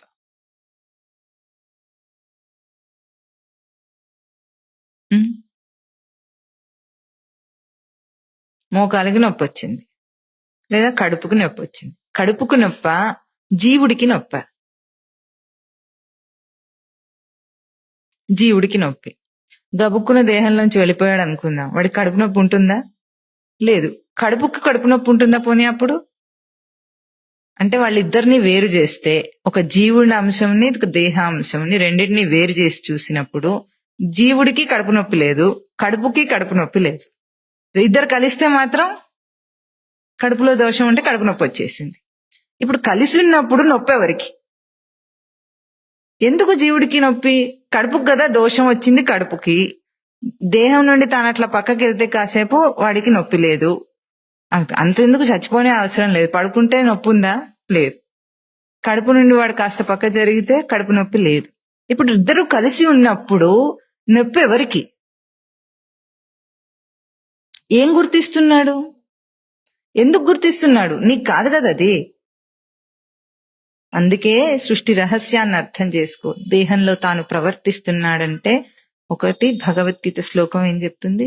యావత్ సంజాయతే కించిత్ సత్వం స్థావర జంగమం క్షేత్రజ్ఞ సంయోగా తద్విద్ధి భరతర్షభ. యావత్ కించిత్ సత్వం స్థావరం జంగమం సంజాయతే. సత్వము, స్థావరము, జంగమము, కదులుతున్నది, స్థిరమైనది సత్వం, దాంట్లో ఉనికి. ఏదైనా సంజాయతే, బాగా జరిగి ఇక్కడ కనిపిస్తుంది అంటే క్షేత్రజ్ఞ సంయోగం వల్ల జరిగింది. అంటే ఇప్పుడు మనం దీనివల్ల తెలుసుకోవాల్సిన అంశం ఏమిటంటే, ఈ దేహంలో తాను ప్రవర్తిస్తున్నందువల్ల ఆ ప్రవర్తనా కాలంలో కలిగేదే ఇదంతా. దేహం నుండి తాను పక్కకి జరిగితే దేహమునకు గాని ఇవేవీ లేవు. దాన్ని శవం అంటున్నాము, జడం అంటున్నాం. జీవుడికి ఈ నొప్పులు బాధలు ఏవి లేవు. దేహధర్మాలు ఏవి తనకు లేవు. దేహంతో వచ్చే బాధలు ఏవి తెలియవు. అప్పుడు మనోధర్మం ఉంది కానీ జీవుడుగా ఉన్నంతసేపు దేహానికి వచ్చే బాధలు ఏవి లేవు. అంటే దేహంలో తాను ప్రవర్తిస్తున్నాడు, బాధలను అనుభవిస్తున్నాడంటే 2 అంశములు అక్కడ కలిసి ప్రవర్తిస్తున్నాయని గుర్తించు. ఆ 2 అంశములలో తానేదో తాను స్పష్టంగా తెలుసుకోవడానికి, ఇప్పుడు జీవుడు వెళ్ళిపోయాడు అనుకోండి, జీవుడు నేను ఎవరని అడిగితే జీవుడికి తెలుసుకునే సత్తా లేదు. అక్కడ అభౌతిక స్థానంలో అభౌతిక రూపుడిగా తాను గుర్తించలేడు. మళ్ళీ దేహం తెచ్చుకోవాలి, దేహంలో ప్రయోగం చేయాలి. దేహ ప్రయోగంలో అనుభవాన్ని పొందినప్పుడే తనను తాను గుర్తించే అవకాశం వస్తుంది. కాబట్టి ఇది తనకు అత్యంత అవసరమైంది. ఇప్పుడు చెప్పు, ఈ దేహయానం అంటే ఏమిటి? దేహాన్ని వాడుకుంటూ తాను దేన్ని గుర్తించాలి? ఏది తనను డ్రైవ్ చేస్తుంది? ఏ మోటివ్ తనని డ్రైవ్ చేస్తుంది? తనను తాను తెలుసుకోవటం, తన మీద తనకు ప్రీతి అంటే ఇది. అంటే జీవుడికి లేని బాధ, దేహానికి లేని బాధని కల్పితంగా చేసుకొని అక్కడ అనుభవాన్ని పొందుతున్నాడని గుర్తించాలి. లోకంలో దేహంతో ఎందుకు కష్టపడుతున్నాడు? జ్ఞాని సైతం ఈ దేహంతో కష్టపడాల్సి వస్తుంది. అవునా? జ్ఞానికి కూడా దేహ ధర్మాలు తప్పటం లేదు, వాటిని అనుభవిస్తున్నాడు. కానీ ఇవన్నీ కూడా, అనుభవాలన్నీ కూడా ఒక తృష్ణని ఫుల్ఫిల్ చేయడానికి ఒక అవకాశాలే. తనను తాను తెలుసుకోవడం అనే తృష్ణ తనకుంది. దీన్ని పూర్ణం చేసుకోవడానికి ఈ దేహ జీవితం ఒక అవకాశం. దీంట్లో కష్ట నష్టాలు అన్ని అవకాశం. ఇది మీకు ఏం తెలుసుకుంటాడు? దేహం కంటే వేరుగా తనను తెలుసుకోవాలంటే దేహం బాధింపబడినప్పుడు గాని, మనసు కంటే వేరుగా తనను తెలుసుకోవాలంటే మనసు బాధింపబడినప్పుడు గానే తెలుసుకోగలడు. అప్పుడు ఎట్లా తెలుస్తుంది మనకి? ఇది వేరు, నేను వేరు చక్కగా అర్థమవుతోంది. నేనే అది అనుకోవద్దు. సాధకుడు ఎట్లా ఉండాలి? ఆ సమయంలో కాస్త విచక్షణను ప్రయోగించి, నన్ను నేను తెలుసుకోవటం కోసం ఈ దేహంలో నేను దానితో మమేకమై ప్రవర్తిస్తూ ఉంటే, నాది అనుకున్నట్లుగా ప్రవర్తిస్తూ ఉంటే, దేహం ఏం చూపిస్తుందంటే దోషములను ఎత్తి చూపించి, ఆ దోషం నాది కాదు అని ఎట్లా తెలుస్తుంది? మనం ఏం ప్రయత్నం చేస్తున్నాం ఆ సమయంలో ఉంటే, ఆ నొప్పి పోవాలి, నేను ఉండాలి. ప్రయత్నం చేస్తున్నాడా? నొప్పి లేకుండా నేను ఉండాలి అంటున్నాడా? అంటే కష్టాన్ని తొలగించే తన సుఖస్వరూపాన్ని తెలుసుకునే ఒక అవకాశాన్ని ఇస్తుంది ఆ బాధ, నొప్పి. ఇప్పుడు ఏ తృష్ణ తను, ఏ నేను తను తనై ఆ స్వార్థంతో ప్రవర్తించాలి. జీవుడిగా నేను కావాలి. ఎప్పుడు జీవుడిగా తనను తాను గుర్తిస్తాడో, దేహమున కంటే విలక్షణమైన తన స్వరూపము, అప్పుడే తాను ఈ తృష్ణను గుర్తించగలడు. నేను కోసం చేస్తున్నాను ఇదంతా. అది స్వార్థం కాదు. ఎందుకు? దేహం కోసం చేస్తే అది స్వార్థం అవుతుంది. దేహ భోగం కోసం చేస్తే స్వార్థం అవుతుంది. ఆ స్వార్థం వల్లనే తెలుసుకోకుండా తనను తాను దేహం అనుకున్నందువల్ల లోకంలో మోసాలన్నీ చేస్తున్నాడు మనిషి. అన్యాయ అక్రమాలు, మోసాలు ఎందుకు చేస్తున్నాడంటే దీనివల్ల. తృష్ణాతో ఏ మదన పవనోద్ధూత మోహోర్మిమాలే దారావర్తే తనయ సహజ గ్రాహ సంఘాకులేచ సంసారాఖ్యే మహతి జలతో మజ్జతాం నస్త్రిధామన్ పాదాంభోజే వరద భక్తినాభం ప్రయచ్చ.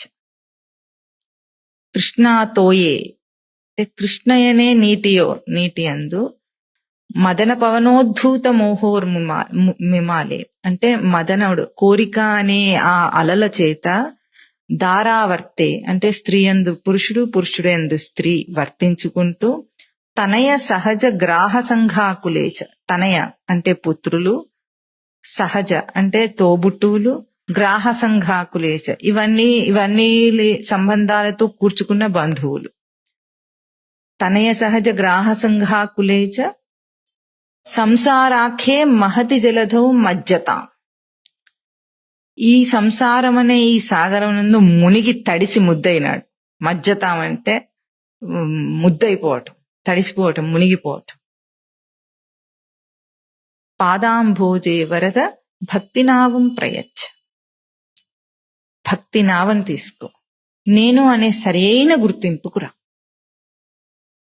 పోయిన వారం మననం చేసినప్పుడు నేను తప్పుగా గుర్తించడానికి 2 కారణాలు: కర్తృత్వ భోక్తృత్వాలు. కర్తృత్వము భోక్తృత్వము అనే ఆపాదన వల్లనే, చేసేవాడిని నేను, అనుభవించేవాడిని నేను అనే తప్పుడు ఆపాదన వల్ల ఇదంతా చేస్తున్నాడు. ఈ కర్తృత్వ భోక్తృత్వాలను ఎప్పుడైతే తను తీసేసుకుంటాడో, తనకి ఈ సృష్టి రహస్యాన్ని అర్థం చేసుకోవాలంటే ముందది కావాలి. నేను చేస్తున్నాను అని అనకు. ఏం చేస్తున్నా నువ్వు? పేడుండలు స్వామివారి భాషలో ఏం చేస్తున్నా? నేనే అన్ని చేసేస్తేనే కదా తప్ప లోకంలో ఏది జరగదు అనుకుంటాడు. నువ్వు లేకపోతే సృష్టిలో ఒక ఇసుక రేణు అంత లోపం కూడా రాదు. వస్తుందా? సృష్టి రచన ఆగిపోతుందా? ఏదైనా అవుతుందా? ఏది కాదు. ఎట్లా? భౌతికంగా నువ్వు ఊహించుకున్నప్పుడు.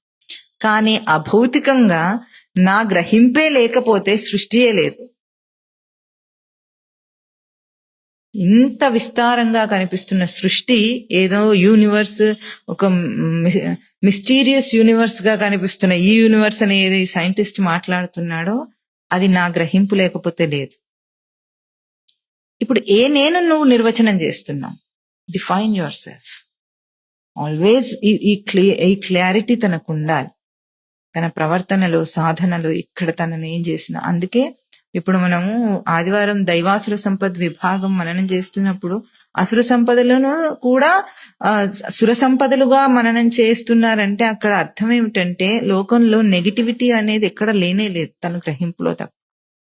అట్లా చేయగలిగారంటే తన మీద తనకు ఎంత స్పష్టత ఉంటే సృష్టిలో ఏది కనిపించినా తన వైపుకు తిప్పుకోగలడు. అట్లా చేయలేకపోవడానికి కారణం ఒక్కటే ఏమిటంటే తనను తప్పుడుగా గుర్తిస్తున్నాడు. ఈ తప్పుడు గుర్తింపే అన్నిటికీ కారణం. ఇప్పుడు మనము తన మీద తనకు ప్రీతియే ధనము, అదియే తన తృష్ణ అని మననం చేస్తున్నప్పుడు గుర్తించు.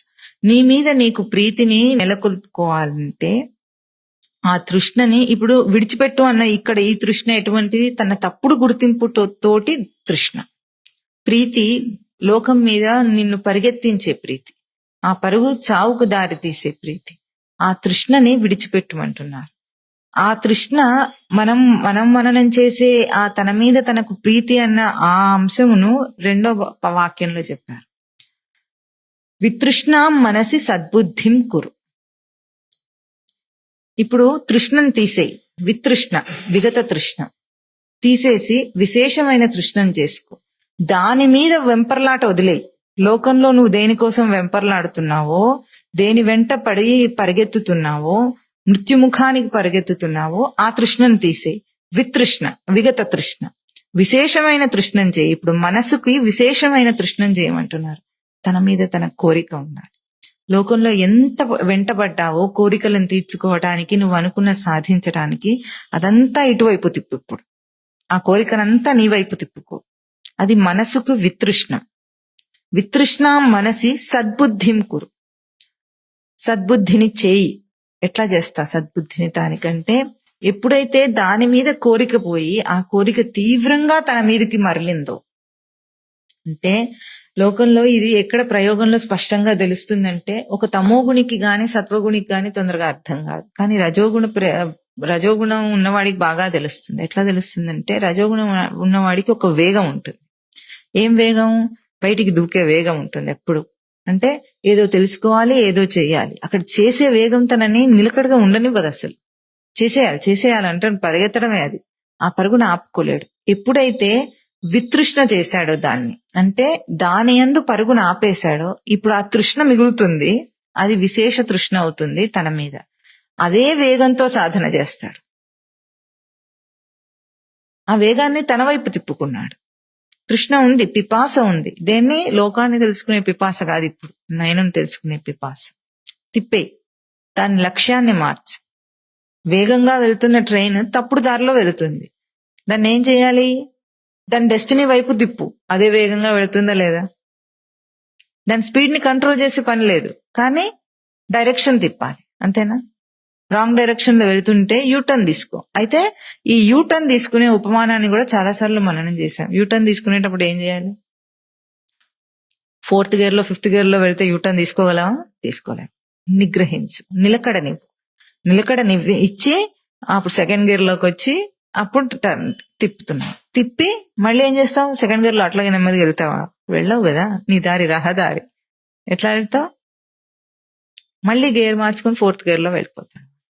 ఆ మలుపు తిప్పటమే తనకు విచారణకు తనను తాను తిప్పుకోవటం, గురువును ఆశ్రయించటం. తన వేగాన్ని నిగ్రహించి గురువును ఆశ్రయించి పూర్వపు వేగాన్ని, తృష్ణని, పిపాసని, తన మీద తనకు ప్రీతిని, ఇప్పుడే దాన్ని సద్బుద్ధి అన్న పదం చేత చెప్తున్నా. సద్బుద్ధిని చెయ్యి. ఇందాక తృష్ణ అన్న పదం వాడి ఇప్పుడు సద్బుద్ధి అని వాడుతుంది. ఈ తేడా మనం గుర్తించాలి. అంటే తృష్ణ అనే వాడచ్చు ఇక్కడ కూడా, కానీ తృష్ణ అన్న ఒక ప్రసిద్ధార్థమునకు పిపాస అన్న దానికి అత్యాస అన్న ఒక అర్థం ఉంది గనుక ఇది అత్యాస కాదు, తనకు సద్బుద్ధి అవుతుంది. అప్పుడు తన మీద తనకు ప్రీతి సద్బుద్ధి అవుతుంది. సద్బుద్ధి అంటే సత్లక్షణము యొక్క అవగాహన. బుధ అవగమనే ధాతు. సత్లక్షణం యొక్క అవగాహనను చేయి. దేనికి? వితృష్ణాం మనసి. ఎక్కడ? వితృష్ణాం మనసి. మనసి అంటే మనస్సు యందు. ఏమైంది ఇప్పుడు దానికి? దేని యందు వెంపర్లాట లేదు ఈ మనస్సుకి. ఎందుకు? ఇది ఏం చేసింది అంటే పంచ జ్ఞానేంద్రియములను కూడా తప్పుడు అభ్యాసం చేసి తప్పుడు గ్రహింపులను కూర్చుకొని వేగాన్ని అభ్యాసం చేసింది మనస్సు. ఇప్పుడు ఆ మనస్సు యొక్క వేగాన్ని నిగ్రహించి అక్కడి నుండి తినేదాన్ని ఆపేశాడు. దీనికి కూడా ఒక మంచి ఉపమానం ఏమిటంటే, దేహానికి మనం ఆహారం పెడుతున్నామా? అదేం చేస్తుంది? నెట్టేస్తుందా?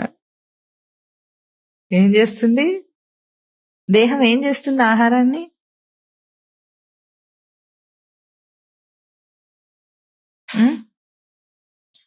పచనం చేస్తుంది.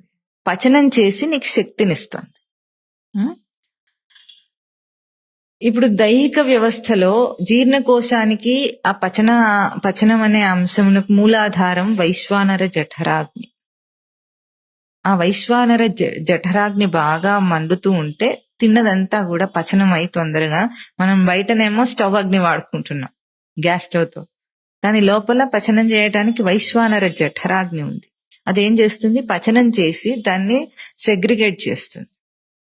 చేసి ఏ సప్తధాతువు రూపంలో నీకు ఏ ధాతువు కావాలో దానికి తెలిస్తే ఆ ధాతువును తయారు చేసి దేహానికి అందిస్తుంది. ఈ సప్తధాతువులను తయారు చేసి అందిస్తుంది ఆహారం. దీనికి ఏదైనా రోగం వస్తే అజీర్ణ ప్రక్రియకి ఆయుర్వేదం ఏం చేస్తుంది? శంఖ ప్రక్షాళన చేస్తుంది. అంటే మనకు రోజు తింటున్న ఆహారం పచనమవుతూ ఉంది, మల విసర్జన కూడా అవుతుంది. అయినప్పటికీ కూడా పైప్స్ లో కొన్ని అక్కడక్కడ రెమినెంట్స్ మిగిలిపోతూ ఉంటాయి అన్నమాట. అశుద్ధి పేరుకుపోతుంది. లోకంలో మనం డ్రైనేజ్ పైప్ చూసినా అట్లాగే ఉంటుంది. ఎట్లా ఉంటుంది? పైప్ అంతా పాచిపెట్టి ఉంటుంది. దాన్ని ఒకసారి ఫ్లష్ చేస్తే, ఆ పైప్ క్లీన్ చేస్తే ఎట్లాగైతే వేగంగా నీళ్లు పోతాయి అంతే. రోజు మనం మల విసర్జన చేసి పచనం అవుతున్నట్లే ఉన్నా కూడా అక్కడక్కడ దోషాలన్నీ పేరుకుపోతున్నాయి. పేగుల్లో, పెద్ద ప్రేగులు చిన్న ప్రేగుల్లో అక్కడ దోషాలు పేరుకుపోతుంటే శంఖ ప్రక్షాళన చేస్తున్నారు. శంఖ ప్రక్షాళన అంటే పైప్ క్లీనింగ్. ఆ ప్రక్షాళన చేస్తే తర్వాత దానికి ఉన్న పచన శక్తి పెరుగుతుంది. అంతదాకా ఎట్లా ఉంటుంది? పైప్ అంతా పాచిపెట్టుంటే సన్న సందులోంచి నీళ్లు పోతే ఎట్లా ఉంటుంది? మన కుళాయిలోంచి నీళ్లు సరిగ్గా రాకపోతే ఏం చేయాలి? అప్పుడు పైపులన్నీ శుద్ధి చేసుకోవాలి, అంతేనా? సింక్ లో నీళ్లు పోకపోతే ఏం చేయాలి? అదే కదా చేస్తున్నాం. అంతే శంఖ ప్రక్షాళన అంటే కూడా అంతే. ఇప్పుడు ఈ రెమినెంట్స్ రోజు మనకు ఎందుకు మిగులుతున్నాయి ఆ దోషాలు అంటే, ఎంత మనం పచనం చేస్తున్నా సరే, మలం విసర్జన చేస్తున్నాము, శక్తి వస్తుంది దేహానికి, బాగానే బతికే ఉన్నాము, ఏం కాలేదు, అయినా సరే బాగానే ఉన్నాం అనుకున్నప్పటికీ పేరుకుపోతుంది. ఎట్లాగో అట్లాగే మన నిత్య ప్రవర్తనలో మనము పంచ జ్ఞానేంద్రియముల ద్వారా, పంచ కర్మేంద్రియముల ద్వారా, జ్ఞానేంద్రియముల గ్రహింపు ద్వారా, కర్మేంద్రియుల కర్మాచరణ ద్వారా కూడా మనము గ్రహిస్తున్నాం. గ్రహింపు వస్తోంది మనసుకి. మనస్సు గ్రహింపు స్థానం. దానికి ఏ ఇంద్రియం ఏది తీసుకొచ్చినా సరే మనసు గ్రహింపులోనే గుర్తింపబడుతుంది. అక్కడే మొత్తం దాని పిక్చరైజింగ్ అంతా అక్కడే జరుగుతోంది. ఆ స్థానంలో మనకు రోజు ఎట్లాగో ఎన్నో విషయాల్లో ప్రవర్తిస్తున్నాం, చూస్తూ ఉన్నాం, వింటూ ఉన్నాం, తిరుగుతూ ఉన్నాం, అన్ని చేస్తున్నాం, పనులు చేస్తున్నాం. అక్కడికక్కడ అవన్నీ వెళ్ళిపోతున్నాయి, సంఘటనలన్నీ మాసిపోతున్నాయి, విషయాలన్నీ వెళ్ళిపోతున్నాయి, కానీ రెమినెంట్స్ మిగిలిపోతున్నాయి. పైప్ లో ఎట్లాగైతే దోషం మిగిలిపోతుందో అట్లా మిగిలిపోతుంది మనస్సులో. దాన్నే శాస్త్రం ఏం చెప్పింది? విషయ వాసన అన్నది. ఈ విషయ వాసనలను కూడా శంఖ ప్రక్షాళన చేసినట్టు ప్రక్షాళన చేయాలి ఇప్పుడు దీనికి. ఆ విషయ వాసనను ప్రక్షాళన చేయటమే వితృష్ణాం మనసి. ఎందుకు ఇన్నాళ్ళు గత జన్మలలో 84 లక్షల జీవరాశుల జన్మలలో ఈ జన్మలలో సాధకుడే మలుపు తిరిగేదాకా కూడా ఏం చేశాడు? వీటన్నిటినీ కూడా విషయముల వెనుక పరిగెత్తించాడు ఈ ఇంద్రియాలను. ఎంత పరిగెత్తించాడంటే అలిసిపోయినాయి అవి. అయినా వీడు ఊరుకుంటాడా? ఊరుకోడు. అలిసిపోయిన గుర్రాలనైనా సరే నడువు నడువు అని పరిగెత్తిస్తున్నాయి. నడవలేని చేయలేని అంటుంది, అయినా పరిగెత్తించాడు. ఆ పరిగెత్తించిన అలసటలో ఎన్ని విషయాలు పచనం కాకుండానే నీ మనసులో అట్లా మిగిలిపోయినాయి. నువ్వేమనుకున్నావు? విషయాలన్నీ వెడిలిపోయినాయి అనుకున్నావు. విషయము వెడలను కాలమున, వాసన బంధించే అంతరంగమున. అంతరంగంలో వాసన మిగిలిపోయింది. ఆ తృష్ణ మనసుకి ఇంకా ఉంది. అందుకే ఈ తన మీద తనకు ప్రీతి అన్న ఒక మలుపు తిప్పినప్పటికీ కూడా తన మీద తనకు ప్రీతిలో ఇంకా తనకు పూర్వపు వాసన మిగిలి ఉంది గనుక దాన్ని వితృష్ణాం చేసి ఆ తృష్ణ పదాన్ని తీసేసి సద్బుద్ధిం కురు అన్నారు. తన మీద తనకు కోరికను కూడా తృష్ణ అనొచ్చు, మనం పిపాస అనొచ్చు, కానీ దాన్ని మార్చేయాలి, దాని ఫార్మాట్ మార్చాలి. ఇప్పుడు అది రజోగుణ వేగంలో జరిగింది. ఇప్పుడు సాధన ఉత్సాహం అనాలి దాన్ని, రజోగుణం అనం దాన్ని. మలుపు తిప్పిన తర్వాత ఏ వేగంతో వెళుతున్నాడో అది సాధన ఉత్సాహం అవుతుంది. సాధనలో కరుకుతనం అవుతుంది, సాధనలో వివేకం అవుతుంది, సాధనలో దృఢత్వం అవుతుంది, సాధనలో అనుభవం అవుతుంది, సాధనలో యుక్తి అవుతుంది. దాన్నే ఇప్పుడు వితృష్ణాం మనసి సద్బుద్ధిం కురు. ఈ ధనం మీద వెంపర్లాటతో ఎక్కడెక్కడ తిరిగి ఏమేమి సాధించాలనుకున్నావో వాటన్నిటిలో మిగిలిపోయిన విషయ వాసనలను ఇప్పుడు ఎట్లా తొలగించాలో ఇక్కడ ఏం చెప్తున్నాడు? ఎల్లభసే నిజ కర్మోపాత్తం. దీనికి ప్రసిద్ధార్థం ఏం చెప్తారంటే, నిజ కర్మ అంటే నీ డ్యూటీ నువ్వు చేసి నువ్వు ఎంత సంపాదిస్తున్నావు. నిజ కర్మ అంటే మోసాలు చేయకుండా సంపాదించిన దాంతో నీ మనస్సును వినోదం చేసుకో, నువ్వు కావాల్సినంత బతుకు అని. ఇది ప్రసిద్ధార్థం. కానీ అది అక్కడ నిజం అర్థం కాదు. ఎందుకు? తనకు నీతివంతంగా సంపాదించి బయట జీవితం గడిపినా, ఒకవేళ అన్యాయాలు అక్రమాలు చేయకపోయినా, అత్యాశ లేకపోయినా ధనం మీద నీతిగానే బతుకుతున్నానని అనుకున్నా కూడా అది లౌకిక దృష్టికి సత్యం కావచ్చు, కానీ పారమార్థిక దృష్టికి సత్యం కాదు. పారమార్థిక దృష్టికి లౌకికంగా ఎట్లాగో నీతివంతమైన ఒక ఉద్యోగం చేసుకుంటూ, లంచాలు తీసుకోకుండా గవర్నమెంట్ జాబ్ చేసుకుంటూ, మామూలుగా అందరిలాగా పెళ్లి చేసుకుని నీతివంతంగా ఉన్న దాంట్లోనే సర్దుకొని బతకటము లోకానికి సరిపడని నీతి. కానీ పారమార్థికానికి అదేమిటి? ఎట్లా వ్యతిరేకం?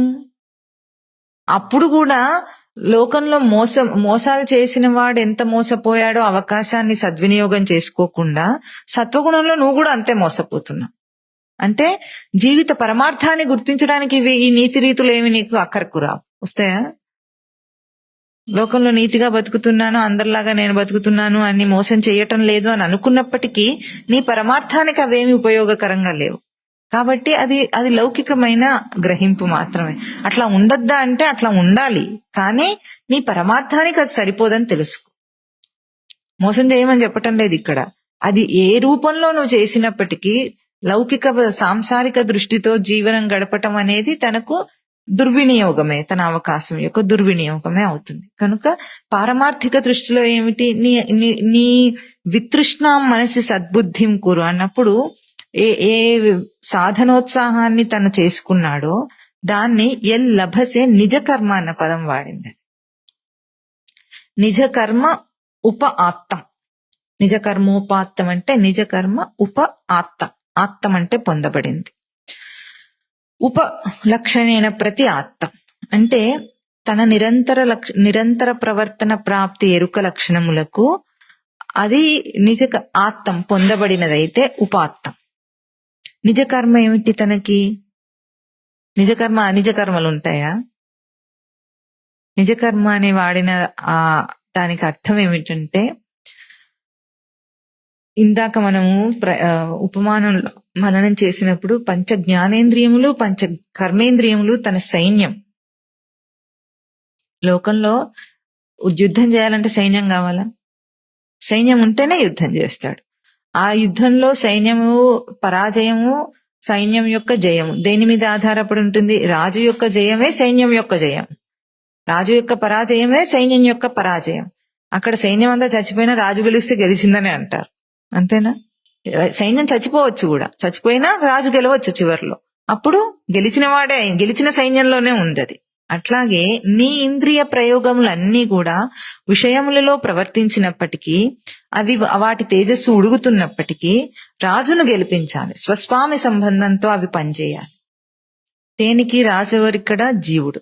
జీవుడి ప్రయోగము విషయములను విషయ వాసనను పేర్చుకోవడం కోసం కాదు. ఇక్కడ ఎటువంటి ప్రయోగం తనది?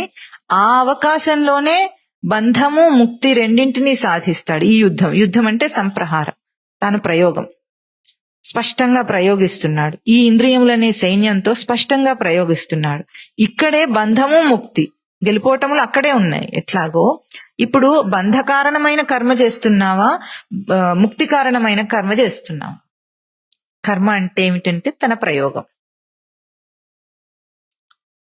తన సద్బుద్ధిని చేసుకున్న మనస్సు యందు. ఎట్లా మనస్సును సద్బుద్ధి చేసుకున్నాడు? తృష్ణను తొలగించి, విగత తృష్ణ చేసి, దానికి పిపాసను తీసేసి సద్బుద్ధి అనే ఒక సాధనోత్సాహమును ఇచ్చి, సద్బుద్ధి అంటే సత్లక్షణం యొక్క అవగాహన నా మనస్సుకిచ్చి ఇప్పుడు ప్రయోగం చేస్తున్నాడు. ఇన్నాళ్ళు ఏం చేశాడు? ధనం మీద, వాటి మీద, విషయ వస్తువుల మీద కోరికతో చేసినది ఇప్పుడు సద్బుద్ధి యొక్క ప్రయోగం జరుగుతోంది. అంటే తన ఉనికి యొక్క ప్రయోగాన్ని, అవగాహనను మనస్సుకిస్తున్నాడు. సద్బుద్ధిని చేసుకొని ఆ మనస్సు గ్రహింపుతో ఇప్పుడు ఇంద్రియాలని ప్రయోగం చేస్తున్నాడు. ఇది నిజ కర్మ తనకి. ఇన్నాళ్ళు చేసింది అనిజ కర్మ, అంటే తనను పొందింప చేయని కర్మ. ఇప్పుడు ఈ కర్మలోనే ఈ దేహేంద్రియాదులను వాడుకునే ఈ కర్మ జ్ఞానేంద్రియముల గ్రహింపులతోనే ముక్తిని పొందుతాడు. ఎట్లా ముక్తిని పొందుతాడో చూస్తున్నాను అన్నప్పుడు దృశ్యం యొక్క దృష్టి పోయింది వీడికి. ఇప్పుడు ఎందుకు? ఈ గ్రహింపు, మనస్సు అనే గ్రహింపులో దృశ్యం యొక్క పిక్చర్ తీసుకోవట్లేదు. అది ఏం మాట్లాడుతుంది? దానికి సద్బుద్ధి ఉంది. ఇప్పుడు ఆ మనస్సునందు ఏముంది? మనం ఏం చేసాం? మనస్సుకి తృష్ణను తీసేసి సద్బుద్ధిని నిలిపాం, అక్కడ చేసుకున్నాం. ఆ సద్బుద్ధి యొక్క గ్రహింపులో దృశ్యం మాట్లాడదు. ఏం చెప్తుంది కన్నప్పుడు? దర్శనాన్ని చూస్తున్నావు నువ్వు అంటుంది, దర్శనం చేస్తున్నావు అంటుంది, దృశ్యం చూస్తున్నావు అన్నది ఆ మనస్సు. ఇప్పుడు ఇది తనకు నిజ కర్మ. ఇప్పుడు కూడా కన్నునే వాడుకుంటున్నాడు, జ్ఞానేంద్రియంనే వాడుకుంటున్నాడు. చెవి వింటుంది, జ్ఞానేంద్రియంనే వాడుకుంటుంది. చేయి పని చేస్తుంది, కర్మేంద్రియంనే వాడుకుంటుంది. తన సైన్యం అదే. కానీ గ్రహింపులో బయటి నుండి విషయములు లేవు, వితృష్ణ అయ్యింది మనస్సుకి.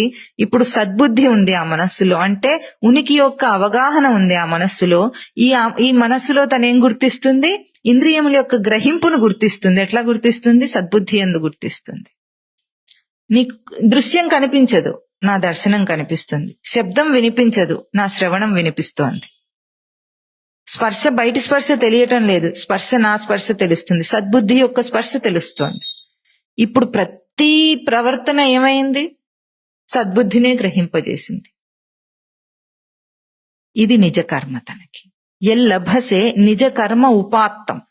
ఆత్తం ఉపాత్తం, నిజ కర్మ ఉపాత్తం.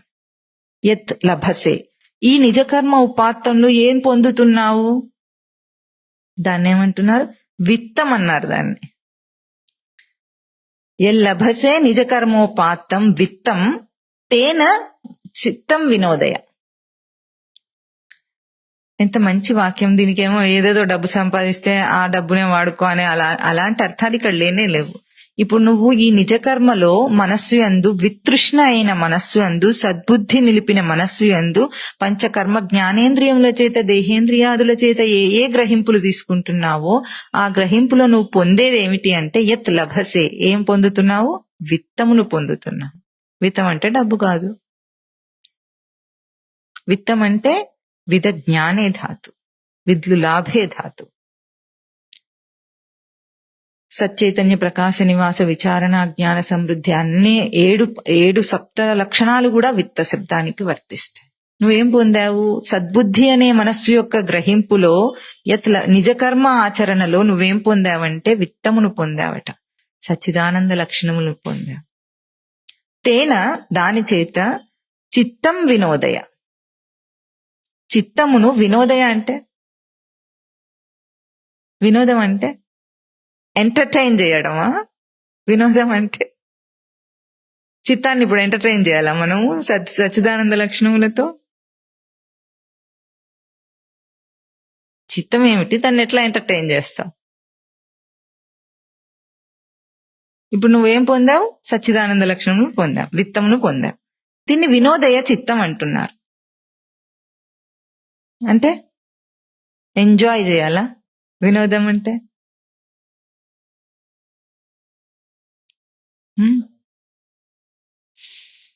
వినోదం అంటే అందుకే ధాతు ప్రయోగం చేసినప్పుడు సూటి అయిన అర్థం దొరుకుతుంది మనకి. అందుకే ధాతువుని వాడుకోవాలి. నహి నహి రక్షతి డుక్రింకరనే అది లోకానికి, లౌకిక దృష్టిలో. ఇక్కడ మనం ఇప్పుడు ధాతు ప్రయోగం చేస్తే వినోదం అంటే నుద ప్రేరణే ధాతువు. ఈ ప్రేరణను, నువ్వు పొందిన విత్తం యొక్క ప్రేరణను చిత్తానికి వినోదయ అంటే చిత్తానికి వినోదంగా తీసుకో, అంటే ప్రేరణగా తీసుకో. చిత్తం అంటే చితి సంజ్ఞానే ధాతువు, అంటే చైతన్యవంతం చేసుకునుట. ఇప్పుడు నువ్వు చేసుకునే చైతన్యవంతం అంతా కూడా ఎట్లా ఉంటుంది?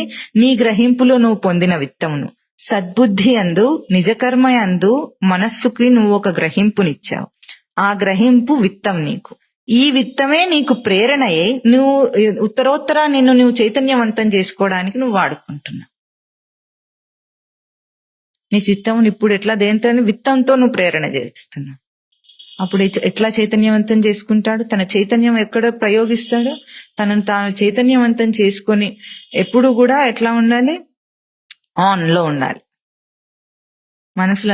మనుషులందరూ ఎట్లా ఉంటారు? పవర్ కట్ అయి ఉంటుంది ఎప్పుడు వాళ్ళకి.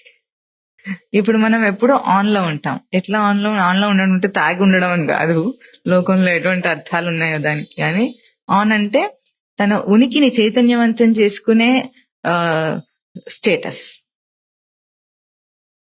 దేని ద్వారా? విత్తము చేత. ఇప్పుడు ఇక తను ఎక్కడ ఏం ప్రయోగం చేసినా, ఎట్లా ప్రవర్తించినా తన జీవితమే మారిపోయింది. ఎందుకు? మనం చేసిన ఒక్క మలుపు ఏమిటి? వితృష్ణం. వితృష్ణం అనేది హైలైట్ చేసుకోవాలి ఇక్కడ. ఏ తృష్ణ, ఏ పిపాస, ఏ ప్రీతి నిన్ను డ్రైవ్ చేసి, నిన్ను మోసం చేసి, లోకంలో దేనికి పనికి రాకుండా చేసి, ఇంత తేజోవంతమైన దేహాన్ని కూడా రోగాల పాలు చేసి రోగిష్టిని చేసింది నేను. చివరికి చేసిందా లేదా? చేసిన దాన్ని ఇప్పుడు నువ్వేం చేస్తావు? విత్తంను సంపాదిస్తావు. దాని చేత శంఖ ప్రక్షాళన చేయి. ఇది హాస్యం కాదు. దేహం ఆరోగ్యంగా ఉండాలంటే జీర్ణ ప్రక్రియ సరిగా ఉంటేనే ఆరోగ్యంగా ఉంటుంది. It's vital function. అట్లాగే నీ గ్రహింపు, నువ్వు అసలు ఏం తీసుకుంటున్నావు ఒక్కొక్క ప్రయోగంలో. ఈ రోజు చిన్న పిల్లలు చెడిపోతున్నారు అంటే ఒకటే కారణం. ఎటువంటి గ్రహింపు వాళ్ళకి ఇవ్వబడుతుంది? ఒక్కసారి తల్లిదండ్రులు ఆలోచించాలా లేదా? లోకం పాడైపోయింది అని అంత బాధపడిపోతున్న వాళ్ళు ఏ గ్రహింపిస్తున్నారు వాళ్ళకి? చివరికి వాళ్లకు మనస్సు అనే పదం గాని, వాడికి తెలివి అన్న ఒక పదం గాని, దాని ప్రయోగం గాని కూడా పరిచయం చేయకుండా లోకంలో ఉన్న ఇప్పుడు ఒక సెల్ ఫోన్ ఉందనుకుందాం. ఈ రోజు సెల్ ఫోన్ లేకుండా బతకలేరు. డిసైడెడ్ అందరూ. ఎవ్వరూ దీనికి అతీతులు కాలేదు. అందరూ వాడుకుంటున్నారు. వాడుకుంటున్నారు, సరే వాడుకో. ఒక టెక్నాలజీ నువ్వు డెవలప్ చేసుకున్నావు, వాడుకో, నో ప్రాబ్లం. కానీ ఇప్పుడు ఒక యూట్యూబ్ గానీ, ఒక ఫేస్బుక్ గానీ ఉందనుకుందాం. దాంట్లో ఎంత ఇన్ఫర్మేషన్ ఉంది? ఎంత ఉంది? సముద్రం, అనంత సముద్రం లాగా ఉంది. ఎవరు ఏది నొక్కితే అదే వస్తుంది, అంతేనా? వేరేవన్నీ నీకు వస్తాయా? వద్దంటే వస్తున్నాయా ఏవైనా? నువ్వు ఏ టాపిక్ సెర్చ్ చేస్తే ఆ టాపిక్ మీద నీ వెంట పడుతుందా? నీ వెంటబడి తెలుసుకున్నట్టు నీకు అది కావాలేమో అని ఒక్కసారి అడిగిన పాపానికి నీకు అవే చూపిస్తుంది. అవునా? ఇప్పుడు ఇవన్నీ ఒక గ్రహింపులు. మనం ఎట్లా తీసుకుంటున్నాం ఈ ఫోన్ లో, ఈ యూట్యూబ్ లో సెర్చ్ చేసినప్పుడు అంటే దట్ ఈస్ యువర్ విష్. నీ పూర్తి స్మృతిలో ఉండి నువ్వు కోరి నొక్కుతున్నావు, నువ్వు ఎంచుకుంటున్నావు అని గుర్తించాలి. అవునా? ఈ ఎంచుకుంటున్నప్పుడు ఎటువంటి గ్రహింపుని తీసుకోవాలి అన్నది నీ మీద ఆధారపడి ఉన్నదా? దాన్ని బ్లేమ్ చేయాలా మనం? ఇప్పుడు ఈ యూట్యూబ్ ఫేస్బుక్ ద్వారా బాగుపడే వాళ్ళు కూడా లోకంలో ఎంతో మంది ఉన్నారు. మనం ఇప్పుడు లైవ్ టెలికాస్ట్ చేస్తున్నాం, ఎక్కడున్న వాళ్ళైనా వింటున్నారు. బాగుపడే అవకాశం ఉంది, అంతే అవకాశం ఉంది. చెడిపోవడానికి ఎంత అవకాశం ఉందో, ఒక ప్రోన్ ఫిలిం చూసి చెడిపోవడానికి పిల్లలకి ఎంత అవకాశం ఉందో, ఒక పోర్న్ ఫిలిం, ఈ ఈ ప్రవచనం విని బాగుపడడానికి అంతే అవకాశం ఉంది. ఇటువంటి ఎంపిక చేస్తున్నాం మనం. ఇది తనకి తిండి, మనం తినే తిండి కాదు. ఈ తిండి, తన గ్రహింపు తిండి, తనకి, తన మనసుకి తిండి. ఎంచుకో. ఆ మాత్రం కూడా తెలియకుండా దాన్ని వాడుకుంటానంటే, కత్తిని పసిపిల్లవాడికి ఇస్తే ఏం చేస్తాడు? మనం కూరలు తరుక్కునే కత్తి, రోజు మనం అది లేకుండా మనకు వంట చేసుకోవడం చేత కాదు. అయినా అది పసిపిల్లవాడికి ఇస్తే ఏమవుతుంది? కోసుకుంటాడు, తన వేలో పీకనో కోసుకుంటాడు. అవునా? వాడికి ఏది తెలియదు. నిన్నైనా కోస్తాడు, వాడైనా కోసుకుంటాడు. ఇప్పుడు ఎట్లాగూ దాని తేడా ఏమిటి? ఆ పసిపిల్లవాడికి కత్తిస్తే ఎట్లా ఉందో, ఏమి తెలియని వాడికి తెలివిస్తే అట్లా వచ్చింది. మనిషికి తెలివిచ్చి ఈ అవాంతరం వచ్చింది. అజ్ఞాన బాలుడికి అని మనం ఏమంటాం? సరే కోసుకో అని వదిలేస్తామా? వదిలేయలేం. మనము మన ఎంపికని తరచి చూచుకోవాలి. ఎవ్వరూ ఊరికేనే చెడిపోరు. ఈ మాటని మళ్ళీ మళ్ళీ మననం చేస్తున్నాం. పోయిన వారం దీని మీదనే దరువు వేసాం, ఇప్పుడు కూడా మళ్ళీ మననం చేస్తున్నాము. సంసారంలో చెడిపోవాలంటే చాలా కష్టపడాలి. నిజం అది. ఎందుకంటే తనకంటే వ్యతిరేకమైన ప్రయోగం అది. తన స్వరూప లక్షణాల కంటే వ్యతిరేక ప్రయోగం. సృష్టి రచనకు వ్యతిరేక ప్రయోగం. ఏ దుష్టపు అంశంలు సృష్టి రచనలోనే లేవంటున్నామో వాటిని కల్పించుకొని అభ్యాసం చేయాలంటే వీడికి ఎంత తెలివితేటలుండాలి చెప్పండి. ఊరికే అవుతుందా? చెడిపోవాలి, ఈ రోజు చెడిపోతుంది లోకం అంటే ఊరికి కాదు, దానికి చాలా కృషి చేస్తున్నారు వాళ్ళు. ఆ మనసుకు తృష్ణని ఎట్లా బ్లాక్ అయిపోయిన పైప్ అది. వితృష్ణ చేయదాన్ని, సద్బుద్ధినివ్వు. ఆ సద్బుద్ధిని ఇవ్వటమే మనం పోయినసారి మననం చేసిన సాధన సోపానాలు. అది సంసార తాపాన్ని తీసేసే సాధన సోపానం. ప్రయత్నపూర్వకంగా అభ్యాసం చేయి. దీన్ని ప్రయత్నపూర్వకంగా ఎందుకు చేయాల్సి వచ్చిందంటే, నువ్వు అక్కడ చాలా కష్టపడ్డావు కాబట్టి దాన్ని వెనక్కి తీసుకోవడానికి కొద్దిగా కష్టపడాలి ఇప్పుడు. లేకపోతే అది నిజ స్వరూపం తనకి, కాబట్టి దానికి కృషి అవసరం లేకపోయింది. కానీ ఇప్పుడు దాన్ని దుష్టంగా చాలా వాడుకున్నావు గనుక, విషయ వాసనలను ప్రోగు చేసుకున్నావు గనుక, మనసుకు తృష్ణను అంటించావు గనుక, పిపాస ఆ ఇంద్రియములని పరిగెత్తించి వాటి దుష్టపు గ్రహింపులతో నింపేశావు మనస్సుని. దృశ్యం మీద ఎంత దృష్టి ఉందంటే, దర్శనం గురించి మాట్లాడితే వీడికి అర్థం కాదు, దృశ్యం గురించి మాత్రం స్పష్టంగా అర్థం అవుతుంది. కనిపిస్తుంది కదా అంటున్నాడు. ఓకే, కనిపిస్తుంది ఎవరికి, ఎక్కడ? ఈ ఒక్క ప్రశ్న వేస్తే అర్థం కాకపోవడానికి ఏముంది? ఇప్పుడు అది అక్కడ ఉందనుకుందాము, కళ్ళు మూసుకున్నాను, ఎందుకు కనిపించటం లేదు? అక్కడే నాకు కనిపించేదైతే అక్కడ ఉండగా నేను కళ్ళు మూసుకుంటే అది కనిపించటం లేదు అంటే, నా దృష్టిని ప్రసరింపచేయటం ఆపేస్తే అది కనిపించడం లేదంటున్న వాడివి ఇప్పుడు అది ఎక్కడ కనిపిస్తుంది? నీ కళ్ళలో కనిపిస్తుందా, అక్కడ కనిపిస్తుందా? కనీసం భౌతికంగానైనా కంటిలో కనిపిస్తుంది. వాసన ముక్కులో తెలుస్తుందా, అక్కడ తెలుస్తుందా? నీ గ్రహింపు యొక్క తేజస్సు నీకెందుకు అర్థం కాదు? లోకంలో పసిపిల్లవాడు, మా వాడు 3 ఏళ్లకి అన్ని తెలుసండి, వాడికి యూట్యూబ్ ఎట్లా ఓపెన్ చేయాలో వాడికి తెలుసు బాగా అంటాం. అంత గొప్పగా ఉందే, నీ లోపల ఉన్న టెక్నాలజీని అర్థం చేసుకోవడానికి నీకు ముసలివాడైనా నీకు చేత కాలేదు ఇంతవరకు. ఆ సెల్ ఫోన్ ఏముంది, 2 గంటలు కూర్చుంటే దాని గురించి నేర్చుకోవచ్చు. ఈరోజు ఏ ఇన్ఫర్మేషన్ టెక్నాలజీ రంగం అంత గొప్పదని మనిషి ఊహిస్తున్నాడో, ఆర్టిఫిషియల్ ఇంటెలిజెన్స్ అంత గొప్పదని ఊహిస్తున్నాడో, తెలివిలేని దద్దెమ్మలాగా, దాన్ని కొంత కృషి చేత మనం తెలుసుకోవచ్చు. కానీ నీ ఇంటెలిజెన్స్ నీకు తెలియాలంటే, లోపల నీ అస్మద్గ్రహింపు నీకు తెలియాలంటే ఏది గొప్ప? అన్నిటినీ తెలుసుకునే నన్ను తెలుసుకోవటం గొప్ప, దాన్ని తెలుసుకోవటం గొప్ప? ఈ తృష్ణ వెనకాల ఎట్లా పరిగెడుతుంది లోకం?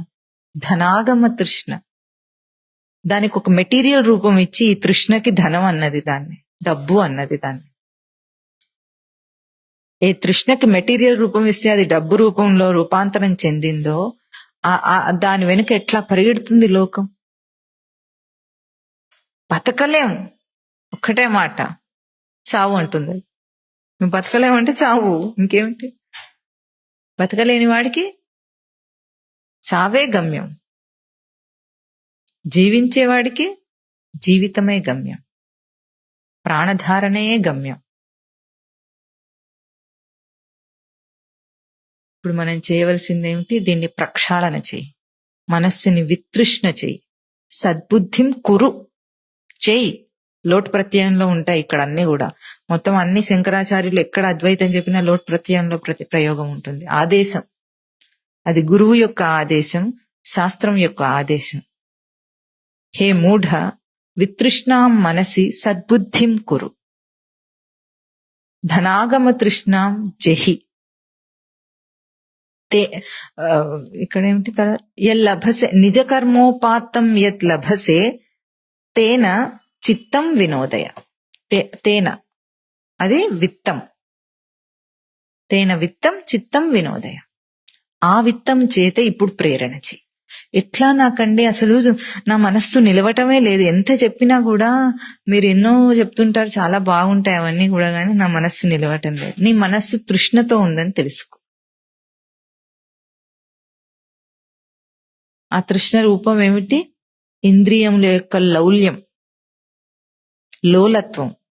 ఇంద్రియములు విషయ స్పర్శతో వాటికి వశమైపోయినాయి. ఇది నీ తృష్ణ. ఇంకా ఇది ఉందని తెలుసుకో. నీ చిత్తము వినోదము, విత్తంతో వినోదం చేయలేకపోతుంది. అది ప్రేరణ విత్తంతో లేదు, దానికి తృష్ణతో ఉంది. నీ చిత్తం యొక్క ప్రేరణ తృష్ణ అయితే నీ చిత్తానికి మనస్సుకి ఏది అంటదు, లోపల సద్బుద్ధి అంటదు దానికి. ఆ మనసుకు తృష్ణ తీసేస్తే దాని తేజస్సు విత్తం. సద్బుద్ధి అంటే విత్తం, సచ్చిదానంద లక్షణముల చేత అది చార్జ్డ్ అయి ఉంది. It is charged always. ఆ ఛార్జింగ్ ఎప్పుడు పెట్టుకొని ఉంచు. ఎప్పుడు మొబైల్లో ఛార్జింగ్ అయిపోయింది, ఎప్పుడు పొట్టకు అన్నం పెట్టాలి, ఛార్జింగ్ అయిపోయింది, నా ఛార్జింగ్ డౌన్ అని అంటావి. ఆ ఛార్జింగ్ కంటే ఎక్కువ ఛార్జ్ నీకు సచ్చిదానందంలో చేత వస్తుంది. దాని చేత చిత్తాన్ని ఎప్పుడు ఛార్జ్ చేసుకుని ఉంటే అది వినోదం తనకి. Entertainment, entertaining the self entity. మనం ఏదైనా ఎంటర్టైన్ చేస్తాం, సెల్ఫ్ని అక్కడ మూల బారేసి. ఏ మూల బారేస్తాం? నైరుతి మూల బారేస్తే కదలకుండా పడుంటుంది అనుకోండి. నైరుతి మూల నిరుత్తం, దానికి అక్కడ నుండి కదలదు. అది అక్కడ లాక్ చేసి దాన్ని ఇంకా ఊరు మీద పడతాడు. తనని అక్కడ లాక్ చేసేసి ఊరి మీద పడతాడు, తన లేకుండానే. ఈ తోలుతిత్తిని వేసుకొని లోకం మీద పడతాడు. ఏం చేస్తుంది ఇది? దీని లక్షణం ఏమిటి? ఇదం శరీరం పరిణామపేశలం. ఈ పరిణామపేశలమైన దాన్ని తీసుకొని రోడ్డు మీద పడితే ఏమవుతావు? నిమిషానికి మారిపోతుంది. రోజుకో రోగం వస్తుంది దానికి. ఆ రోగంతో చచ్చూరుకుంటావు. ఎందుకు? రోగాన్ని అతిక్రమించి రోగానికంటే విలక్షణమైన నిన్ను నైరుతిములలో పెట్టొచ్చావు కదా. ఊరి మీద పడేటప్పుడు అక్కడ దాచిపెట్టొచ్చావు. సెల్ఫ్ ఎంటిటీని తీసుకొని రాలేదు. అంటే అట్లా కూడా చేస్తారా అని ఊహించద్దు మూఢమతిలాగా. అంటే దాని అర్థం ఏమిటి? నీ గుర్తింపులో లేదని. గుర్తింపులో దాన్ని వదిలేసి ఊరి మీద పడి తిరుగుతున్నాం. ఇంద్రియాలను విచ్చలవిడిగా ప్రయోగం చేసుకుంటున్నాం. చలో నడు, చూడు, సినిమా చూడు, తాగు, తిను, ఏం కావాలంటే ఎంజాయ్. ఇది దానికి కావలసిన డబ్బే కదా. డబ్బు ఏముంది? వస్తుంది ఈ లోకంలో. ఇప్పుడు డబ్బు ఎవరు ప్రింట్ చేస్తున్నారు అసలు ఇప్పుడు? చెప్పండి. ఇంత లిమిటేషన్ ఉందా దానికి? ఎంత కావాలో అంత డబ్బు ప్రింట్ చేసుకొని అప్పులు ఇచ్చేస్తుంది రిజర్వ్ బ్యాంక్. అందరికి ఇచ్చేస్తుందా? వరల్డ్ బ్యాంక్ అందరికి అప్పులు ఇచ్చేస్తుంది. అందరు కోటాను కోట్ల అప్పుల్లోనే ఉంటారు ఎప్పటికీ. ఎవడు తీరుస్తాడు? ఎక్కడి నుండి తెచ్చి తీరుస్తాడు? తీర్చడాలు ఏవి లేవు. అంతే, అప్పు చేయటం, వాడేసుకోవటం. అక్కడ ఉన్న కట్టలు వచ్చి నీ నీ ధనాగారంలో ఉంటాయి. ఏం చేస్తాం? పోయేటప్పుడు చిల్లిగవ్వ కూడా రాదని అందరికీ తెలుసు. ఇది తెలియని, ఈ వేదాంతం తెలియని మనిషి లేడు అసలు, ఉన్నాడా? భారత భూమిలో కాదు, అక్కడైనా అందరికీ తెలుసు కదా వెళ్ళేటప్పుడు ఏం తీసుకెళ్లాడని. అలెగ్జాండర్ ది గ్రేట్ ఏం తీసుకెళ్లలేదు, చెప్పుకోవడానికి మనకు అన్ని తెలుసు, మనకు తెలియందేముంది. అర్థము తెలిసి అర్థము నెరుగక అర్థహీనుడయ్యే. ఇన్ని ఉపమానాలు తెలుసు, అందరినీ చూసాం. రాజులందరూ పోయారు, వాళ్ళ కీర్తి ప్రతిష్టలు పోయినాయి, వాళ్ళ పేరు ప్రతిష్టలు పోయినాయి, వాళ్ళ పేరు కూడా తెలియదు ఇప్పుడు. ఆ రోజు వెలిగాడు, ఈ రోజు కౌన్ కిస్కా గొట్టం దేవరు. అంతే. నువ్వు సాధించే నీ పరుగులో నువ్వు సాధించబోయేది ఇదే. అందుకే మానవ దేహాన్ని, మానవ జీవితాన్ని అంతా అల్లాటప్పగా తీసుకోవద్దు. ఎప్పుడైతే కించిత్ మాత్రం దాని విలువను గుర్తించావో పూర్తి తేజస్సు దీనికే వినియోగించు. యవనం అనేది యవనం కూడా కాదు. ప్రహ్లాదుడు ఏం చెప్పాడు? కావున కౌమార సమయంబున మనీషా గరిష్ఠుండై పరమ భాగవత ధర్మం అనుష్ఠింపవలే. ఎందుకంటే కుమారం అనే వయస్సు 8 సంవత్సరాల నుండి ఎంత తేజోవంతం అంటే, తనకి 8 సంవత్సరాల నుండి 25 సంవత్సరాలు వచ్చేదాకా కూడా తన దేహం అంతా కణములన్నీ వృద్ధి చెందుతూ ఉంటాయి. పెరగటం అనేది పీక్స్ లో ఉంటుంది. అప్పుడు తాను ఎట్లా పలికించుకొని దాని దేహ నిర్మాణాన్ని పెంచుకుంటాడో ఆ సంస్కారము జీవిత పర్యంతం తనకు ఉంటుంది. ధనం మీద, పొట్టకూటి విద్యల మీద ఇవన్నీ చేస్తే నహి రక్షతి, నా రక్షతి, ఏది నిన్ను రక్షించదు. నిషిధ్య నిఖిలోపాధిం నేతి వాక్యతః విద్యాదైక్యం మహావాక్యైః. విద్యాదైక్యం మహావాక్యైః జీవాత్మ పరమాత్మనో నిషిధ్య నిఖిలోపాధిం. నిఖిల ఉపాధులన్నిటినీ కూడా నిషిద్ధం చేసి నైతి వాక్యతః విద్యాత్ జీవాత్మ పరమాత్మనః ఏకభావం విద్యాత్. ఇది చాలా గొప్ప విశేషమైనది. అందుకే లోకానికి ఈ అంశాన్ని పరిచయం చేయాలి. ఏమిటి? తన అంశాన్ని సేవించటం, తన అంశాన్ని నిలపటం. ఆ తర్వాత ఇవన్నీ వ్యవస్థ ఆగిపోతుందా? ఏమవుతుంది? లోకం ఇట్లా పరిగెత్తదా? లోకంలో సైన్స్ డెవలప్మెంట్, టెక్నాలజీ డెవలప్మెంట్ ఆగిపోతుందా? అసలు ఏమవుతుంది? నీకు ఇన్ని ప్రశ్నలు ఎందుకు? ముందు ఇట్లా అడుగుతాడా లేదా? అందరూ ఇట్లా అయిపోతే, అందరూ సన్యాసులు బ్రహ్మచారులు అయిపోతే లోకం ఎట్లా అభివృద్ధి అడుగుతాడా లేదా సామాన్యుడు? ఇటువంటి ప్రశ్నలు ఎంతమంది అడుగుతారు లోకంలో? అందరూ అవే ముక్కులు మూసుకొని జపాలు తపాలు చేసుకుంటుంటే లోకం ఎట్లా నడుస్తుందండి? వ్యవస్థ ఎట్లా నడుస్తుంది అంటున్నావు? ఈ వ్యవస్థ ఎటువైపుకు తీసుకెళ్తుందో ఒక్కసారి ఆలోచించు. నువ్వు ఈ డెవలప్మెంట్ అంటున్నావు కదా, ఈ డెవలప్మెంట్ వినాశనానికి దారి తీస్తుందా, నీ అభివృద్ధికి దారి తీసిందా? అదేదో ఆగిపోతే ప్రపంచం అంతా ఆగిపోయి సృష్టి ఆగిపోతుంది అన్నట్టు చేస్తున్నాడు ఇప్పుడు మనిషి, చెప్తున్నాడు. ఏం ఆగిపోతుందంటే నీ వెర్రి వెంపర్లాట ఆగిపోతుంది. బతకటానికి మనిషికి ఏవి అవసరం లేదు. ఇంత పెద్ద బిల్డింగ్లు కట్టేసి, ఆకాశాన్ని అంటే అంత బిల్డింగ్లు కట్టి, బుర్జ్ ఖలీఫాలు కట్టి నువ్వు గొప్ప కావాల్సిన అవసరం లేదు. కొండలు గుట్టలు అంతకంటే పెద్ద ముందే ఉన్నాయా లేవా? హిమాలయ పర్వతాలు ముందే ఉన్నాయి, నువ్వు కట్టలేదు వాటిని. సృష్టి నీకంటే స్పష్టంగా గొప్పగా రచన చేసే పెట్టింది. ఇప్పుడు నువ్వు ఏదేదో చేసి నీది కూలిపోతుంది. అవన్నీ కూలిపో. పర్వతం అచలం, చెల్లించదు అది. ఒక భూకంపం వస్తే నీ బిల్డింగ్ ఊగుతుంది, కుప్పగూలుతుంది. వరల్డ్ ట్రేడ్ సెంటర్ కుప్పగూలినట్టు కుప్పగూలుతుంది. ఏది గొప్ప నీకు? ఈ తృష్ణ లోకాన్ని డ్రైవ్ చేసేది తృష్ణ. తనను నడిపించే ప్రేరణ సద్బుద్ధి. మనస్సుకు 2 ఉన్నాయి, నువ్వు 2 ఇస్తున్నావు. తృష్ణతో నడుస్తోందా నీ మనస్సు? సద్బుద్ధితో నడుస్తుందా? వితృష్ణ చేసి సద్బుద్ధినివ్వు. సద్బుద్ధినివ్వటానికి నీకు ఖర్చు లేదు, ధనం అక్కర్లేదు, డబ్బు అక్కర్లేదు. దానికి ధనం కావాలి కానీ డబ్బు అక్కర్లేదు. అందుకే జహి ధనాగమ తృష్ణాం జహి సద్బుద్ధిం కురు. 2 చెప్పారు ఇక్కడ. జహి అన్నప్పుడు కూడా లోట్ ప్రత్యయమే, కురు అన్నప్పుడు కూడా లోట్ ప్రత్యయమే. 2 ఆదేశములు మనకి ఇవాళటి చరణం ఏం చూపించింది? ధనాగమ తృష్ణాం జహి, చెప్పండి. వితృష్ణాం మనసి సద్బుద్ధిం కురు. ఇది మనకు ఆదేశం ఇవాళ. అప్పుడు ఎల్ లభసే నిజ కర్మోపాత్తం యత్ లభసే తేన విత్తం చిత్తం వినోదయ. వినోదయ కూడా మళ్ళీ లోట్ ప్రత్యయమే.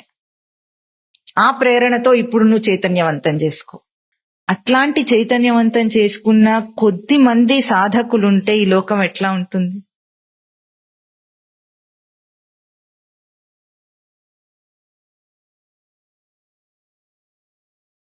వివేకానందుడు ఒక్క మాట అడిగాడు పాపం నిస్పృహతో. 100 మంది నాకు నిజమైన సాధకులను ఇస్తే ప్రపంచం యొక్క దశ మార్చేస్తానని 100 మంది అన్నాడు.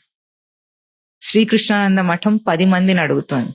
10 మంది బ్రహ్మచారులు నిజ సాధన కర్మను ఆచరించే వాళ్ళు వస్తే లోకం యొక్క దశ మార్చగలరు. ఆ కాలానికి 100 అడిగారు. ఇప్పుడు మనం 100 అడిగితే అత్యాశ అవుతుంది. అది 10 మంది నిజ సాధకులు సంసార దృష్టిని విడిచేసి, తృష్ణను విడిచేసి, సద్బుద్ధిని చేసుకునే ఆ నిజ సాధన కర్మను ఆచరించే, నిజ కర్మ అని ఇక్కడే చెప్పబడిందో దాన్ని ఆచరించే బుద్ధితో మఠానికి వస్తే లోకం దశ మార్చచ్చు. కనీసం ఆ దృష్టిని లోకానికి పరిచయం చేయొచ్చు. అంత జ్ఞానఘని ఇక్కడ ఉంది, గురుదేవులు మనకు అందించారు. దాన్ని తీసుకోవడానికి కూడా, ధారణ చేయడానికి కూడా, దీన్ని కూడా పరమశివుడి యొక్క వీర్యాన్ని ధరించడానికి సృష్టిలో ఎవరికి శక్యం కాలేదట. అంటే ఆ తేజస్సు అటువంటి. వీర్యం అంటే వీర్య కణం ఊహించొద్దు. పరమశివుడి యొక్క తేజస్సును ధరించడానికి కూడా సృష్టిలో ఎవరి తరం కాలేదు. కుమార సంభవంలో వాళ్ళు చెప్పే దరిద్రపార్థం కాదు అక్కడ చెప్పవలసింది. ఆ తేజస్సును ధరించాలంటే, తపస్సు నుండి వచ్చిన తేజస్సును, ఇక్కడ గురుదేవులు అందించిన తపస్సు యొక్క తేజస్సును ధరించాలంటే దానికి కూడా పాత్రత ఉండాలి. అధికార కారణం అంటుంది శాస్త్రం. అధికారం ఉన్నవాడికే అందుతుంది గాని అల్లాటప్పవాడికి ఎట్లా అందుతుంది? ఆ అధికార కారణంతో, ఆ అధికారం అనే అర్హతతో సాధకులు 10 మంది వస్తే సాధించటానికి వితృష్ణాం మనసి, సద్బుద్ధి చేసుకోవాలని తృష్ణను విడిచిపెడితే చాలు.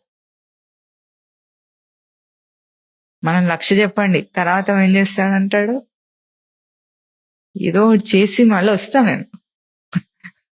ఎప్పటికైనా మీ మఠంలో బల్లిలాగానైనా పుడుతున్న, బల్లిలాగా రావాల్సిన అవసరం నీకు లేదు, మనిషిలాగా రాచబాట నీకు, ఓపెన్ డోర్. బల్లులు పురుగులు మాకెందుకు ఇప్పుడు మఠంలో ఎక్కువైపోతున్నాయి. మనుషులు లేకపోతే బల్లులేగా తిరుగుతాయి, అవసరం లేదు అట్లాంటి నిస్పృహ మాటలు. ఇది గొప్పతనం కాదు.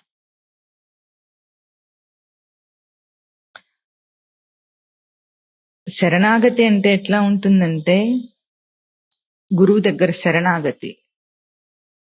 ఇప్పుడు ఒక సాధకుడు ఉన్నాడు అనుకుందాం, వితృష్ణ మనస్సు చేసుకొని, మనస్సును వితృష్ణ చేసుకొని సద్బుద్ధిని చేసుకునే అవకాశంతో వచ్చాడు, ఆ బుద్ధితో వచ్చాడు. లోకంలో చూసేవాడికి ఎట్లా ఉంటుందంటే అన్ని వదిలేస్తే వీడికి చాలా కష్టమని. దీన్ని భారతంలో ఒక ఉదంతంలో కూడా చూపించారు స్వామివారు. సాధకుల్లో కూడా 2 రకాలు ఉంటారు. ఎప్పుడైతే తన ప్రవృత్తి, తనకున్న పూర్వపు విషయ వాసన తృష్ణ, విషయములందు తృష్ణ పోతూ ఉంటుందో, మురికిపోతుంటే ఎంత ఆనందంగా ఉంటుందో అట్లా ఉంటుంది. అదే సమయంలో ఒక పసిపిల్లవాడికి మురికిపోయేటట్టు నలుగుబెట్టి స్నానం చేయిస్తే తర్వాత ఏమవుతుందో తెలుసా? వెంటనే వాడు యాక్టివ్గా ఆడుకోలేడు, బాగా నిద్రపోతాడు. పసిపిల్లలకి 3 నెలల పసిపిల్లలకి, అంత లోపు వాళ్ళకి కూడా బాగా నలుగుబెట్టి స్నానం చేయిస్తే కనీసం 3 గంటలు పడుకుంటాడు వాడు. అట్లాగే శుద్ధి అయిన ఆ సాధకుడు ఈ లోకంలో ఉత్సాహం అనే వాటి నుండి వెనుతిరుగుతాడు. అది లోకానికి ఎట్లా కనిపిస్తుందంటే నిద్రపోతున్నాడు వీడనుక లోకానికి అన్నట్టు. అది ఎట్లాంటి స్టేజ్ అంటే తనను తాను చైతన్యవంతం చేసుకోవటానికి మలుపు తిరిగిన సాధకుడు బయట ఉన్న ఉత్సాహాలను వాటి వేగాన్ని అన్ని వదిలేసుకున్నవాడు ఏమి చేతగాని దద్దమ్మలాగా అందరికీ కనిపిస్తాడు. వీడికి అసలు ముందు ఎంత బాగుండేవాడు, హుషారుగా ఉండేవాడు, ఇప్పుడు ఎట్లా అయిపోయాడు, ఇప్పుడు ఎట్లా కాలేదు, ఏం కాలేదు, వాడి రజోగుణం పోయింది అంతే. ఇప్పుడు వాడి సాధన ఉత్సాహాన్ని వేగాన్ని పుంజుకునే ఆ ట్రాన్సిషన్ పీరియడ్ లో లోకం భయపడుతుంది. నేనేమైపోతాను, చిన్నాభ్రమి వనస్థితి అంటాడు. చెదిరిన మేఘం వలె చిన్నాభిన్నం అయిపోతానా మాధవ అని అడుగుతాడు. నువ్వు ఏం కావు, అవన్నీ ఏం కావు, చిన్నాభిన్నం కావు, ఏం కావు. మురికిపోయిన తర్వాత కాసేపు అయిన తర్వాత అప్పుడు లేస్తాడు చూడండి పసిపిల్లవాడు, 3 గంటల తర్వాత అమ్మ పాలు తాగి చక్కగా ఆడుకుంటాడు. అట్లా గురువు ఒళ్ళో నువ్వు ఆడుకోవాలంటే మధ్యలో ట్రాన్సిషన్ పీరియడ్ వస్తుంది. నీ విషయ తృష్ణ అంతా పోయి నువ్వు సద్బుద్ధిని చేసుకునే లోపల కాస్త నెమ్మది అవుతావు అంతే. ఆ తర్వాత గురువు ఎంత ప్రకాశవంతంగా వెలుగుతారో జ్ఞానజ్యోతి, అంతే జ్ఞానజ్యోతిని నీకు అందిస్తే నువ్వు కూడా అట్లా అవుతావు. ఈ మధ్య కాలాన్ని చూసి అందరూ సాధకులకేమో కష్టాలు వస్తాయి, వాళ్ళు ఏదో అయిపోతారని భయపడతారు. లోకానికి ఈ భయం ఉంది, భయం అక్కర్లేదు. ఒక్కసారి దాన్ని నిగ్రహించుకొని తన మలుపు తిరిగే ఆ దశని తాను నిగ్రహించుకుని ఓర్చుకోగలిగితే తన దశ మారిపోతుంది. అప్పుడు విత్తంతో తనను తాను చైతన్యవంతం చేసుకుంటాడు, చిత్తమును వినోదింపజేస్తాడు. సచ్చైతన్య ప్రకాశ నివాస విచారణ జ్ఞాన సమృద్ధి అనే లక్షణములను తన క్రీడగా చేసుకొని దాంట్లో రమిస్తాడు. తన భగవాన్ లక్షణములను చేసుకుని దాని శక్తి జ్ఞాన తేజో వీర్య బల ఐశ్వర్యములు చేసుకొని ప్రసరింపజేయగలడు, ప్రయోగించగలడు. ఈ తేడాను గుర్తించాలి. ఈ లోకంలో హుషార్లాగా ఉండదు. ఇది చిత్తం యొక్క వినోదం, చైతన్యమునకు ప్రేరణ, తన ఎరుక గుర్తింపుకు ప్రేరణ. మంచి మలుపు చూపించారు ఇవాళ మనకి. అంటే లోకంలో ధనం మీద వెంపర్లాట గురించి చెప్తున్నట్లుగా ఉంది. అది ఆ సామాన్య అర్థం తీసుకుంటే అట్లాగే ఉంది. బయట ధనం మీద వెంపర్లాట వద్దు, నీకేది నీ నిజకర్మని, నీ లోకంలో ఇది కూడా చాలా మంది మాట్లాడుతుంటారు. ఇక్కడ నిజకర్మ అన్న ప్రయోగం చేస్తే భగవద్గీత కూడా ఎన్నోసార్లు కర్మను ప్రయోగం చేసి కర్మణ్యేవ అధికారస్తే మా ఫలేషు కదాచన అంటే వాడేమనుకుంటాడు, నేను స్కూల్ టీచర్ని అయితే టీచర్ గా నా కర్మను నేను ఆచరిస్తానంట. టీచర్ గా నీ కర్మ నువ్వు నీ లోకంలో నువ్వు ఆచరించు, కానీ జీవుడిగా నీకు ఒక కర్మ ఉంటుంది కదా, అది నిజ కర్మ కాదా? నువ్వెవరు టీచర్ గా పుట్టావా? పుట్టేటప్పుడు టీచర్ గా పుట్టాడా? రిటైర్ అవుతాడా కాడా? ఆ వృత్తి నుండి తప్పుకుంటాడు. ఆ వృత్తియే నా నిజ కర్మ, నాకు విధింపబడిన కర్మ, నేను దాన్నే చేయాలి, దాంట్లోనే ముక్తి. ఇదేమి ఆలోచన? నువ్వు లోకానికి మంచి చేస్తుండు కాక చెయ్యి, అది చేస్తూనే ఉండు, కానీ జీవుడిగా నీ గుర్తింపు ఉంటే ఆ జీవుడి యొక్క నిజ కర్మ ఏమిటి? వాడి డ్యూటీ ఏమిటి? పుట్టి టీచర్గా ఉండి చచ్చిపోవటమా? కాదు కదా. లోకంలో అందరు అట్లాగే మాట్లాడుతున్నారు. నీ డ్యూటీ నువ్వు చేయమని చెప్పాడట భగవద్గీతలో. డాక్టర్ డ్యూటీ చేయాలి, పోలీస్ డ్యూటీ చేయాలి, లాయర్ డ్యూటీ చేయాలని చెప్పాడా? జీవుడు ఎవడో తెలుసుకోమని చెప్పాడు, అంతే కదా. లేని జగత్తుని ఊహించొద్దని చెప్పాడు, అవునా? అసతః భావ న విద్యతే, సతః అభావ విద్యతే న విద్యతే. సత్లక్షణముకు అభావం లేదని తెలుసుకోమని చెప్తే నువ్వు టీచర్ డ్యూటీ, ఎక్కడైనా కర్మకి అర్థం చెప్పబడిందా భగవద్గీతలో? కానీ వాడేం చెప్తాడు, కర్మణ్యేవ అధికారస్తే అంట. ఇదా నీ కర్మ? నువ్వు పుట్టేటప్పుడు ఉద్యోగస్తుడిగా పుట్టలేదు, చచ్చేటప్పుడు ఉద్యోగస్తుడిగా చావవు. నీ ఉద్యోగం మధ్యలో నాటకం, కాసేపు నీ మనుగడకు నాటకం. దాన్నే నా నిజ కర్మ అనుకుంటే, ఇప్పుడు దీనికి కూడా లోకంలో ప్రసిద్ధార్థం అట్లాగే రాస్తారు. నువ్వు నీతివంతంగా అన్యాయాలు అక్రమాలు చేయకుండా నీకు వచ్చే విత్తం ఏదైతే ఉందో దాంతోనే నువ్వు నీ జీవితం గడుపుకో అని అర్థం దానికి. డబ్బునందు అత్యాశ వదిలేసి. ఇది చెప్తారా శంకరులు? చెప్పరు. శంకరులు చూపించింది ఒక ప్రేరణ ఉంది, ఆ ప్రేరణ తృష్ణగా ఉంది. ఆ ధనము అనే ప్రీతి, తన మీద తనకున్న ప్రీతి తృష్ణగా ఉంది. అంటే విషయ దృష్టిలో తృష్ణ అయ్యింది. దాన్ని సద్బుద్ధిని చేయి, మనస్సుకు దాన్ని ఇవ్వు. అప్పుడు సచ్చిదానంద లక్షణములు నువ్వు పొందుతావు. నీ లాభం ఏంటి? యత్ లభసే లభష్ ప్రాప్తో. నువ్వు పొందేది లాభం ఏమిటి? విత్తం.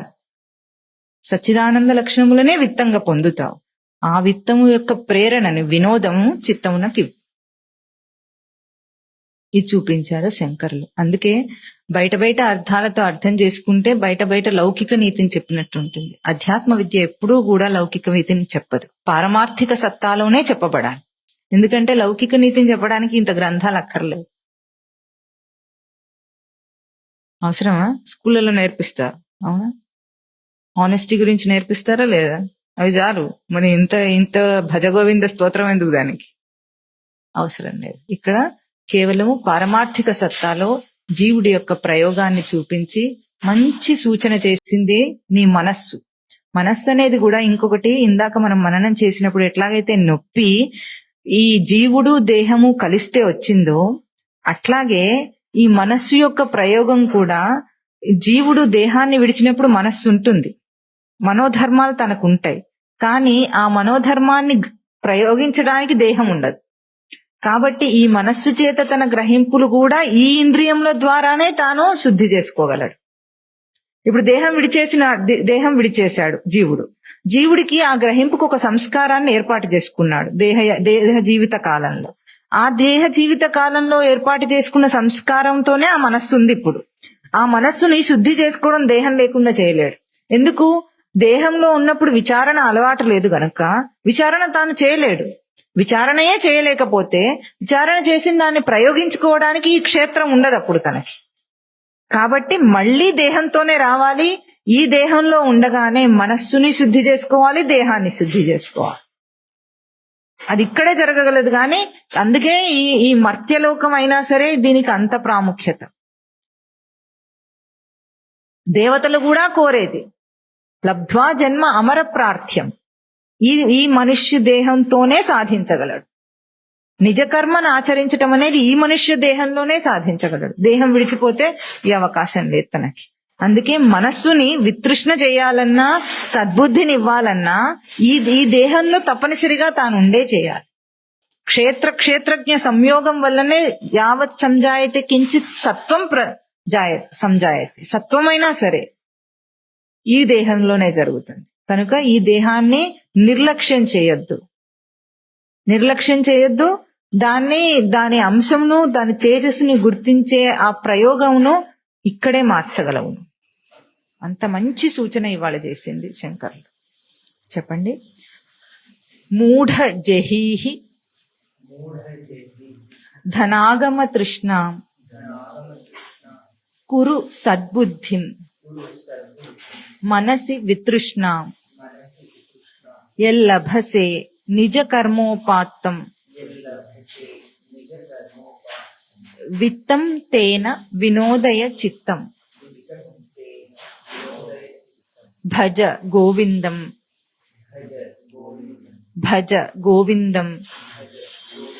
గోవిందం భజ మూఢమతే సంప్రాప్తే సన్నిహితే కాలే నహి రక్షతి డుక్రీకరణే. ఓం తత్ సత్.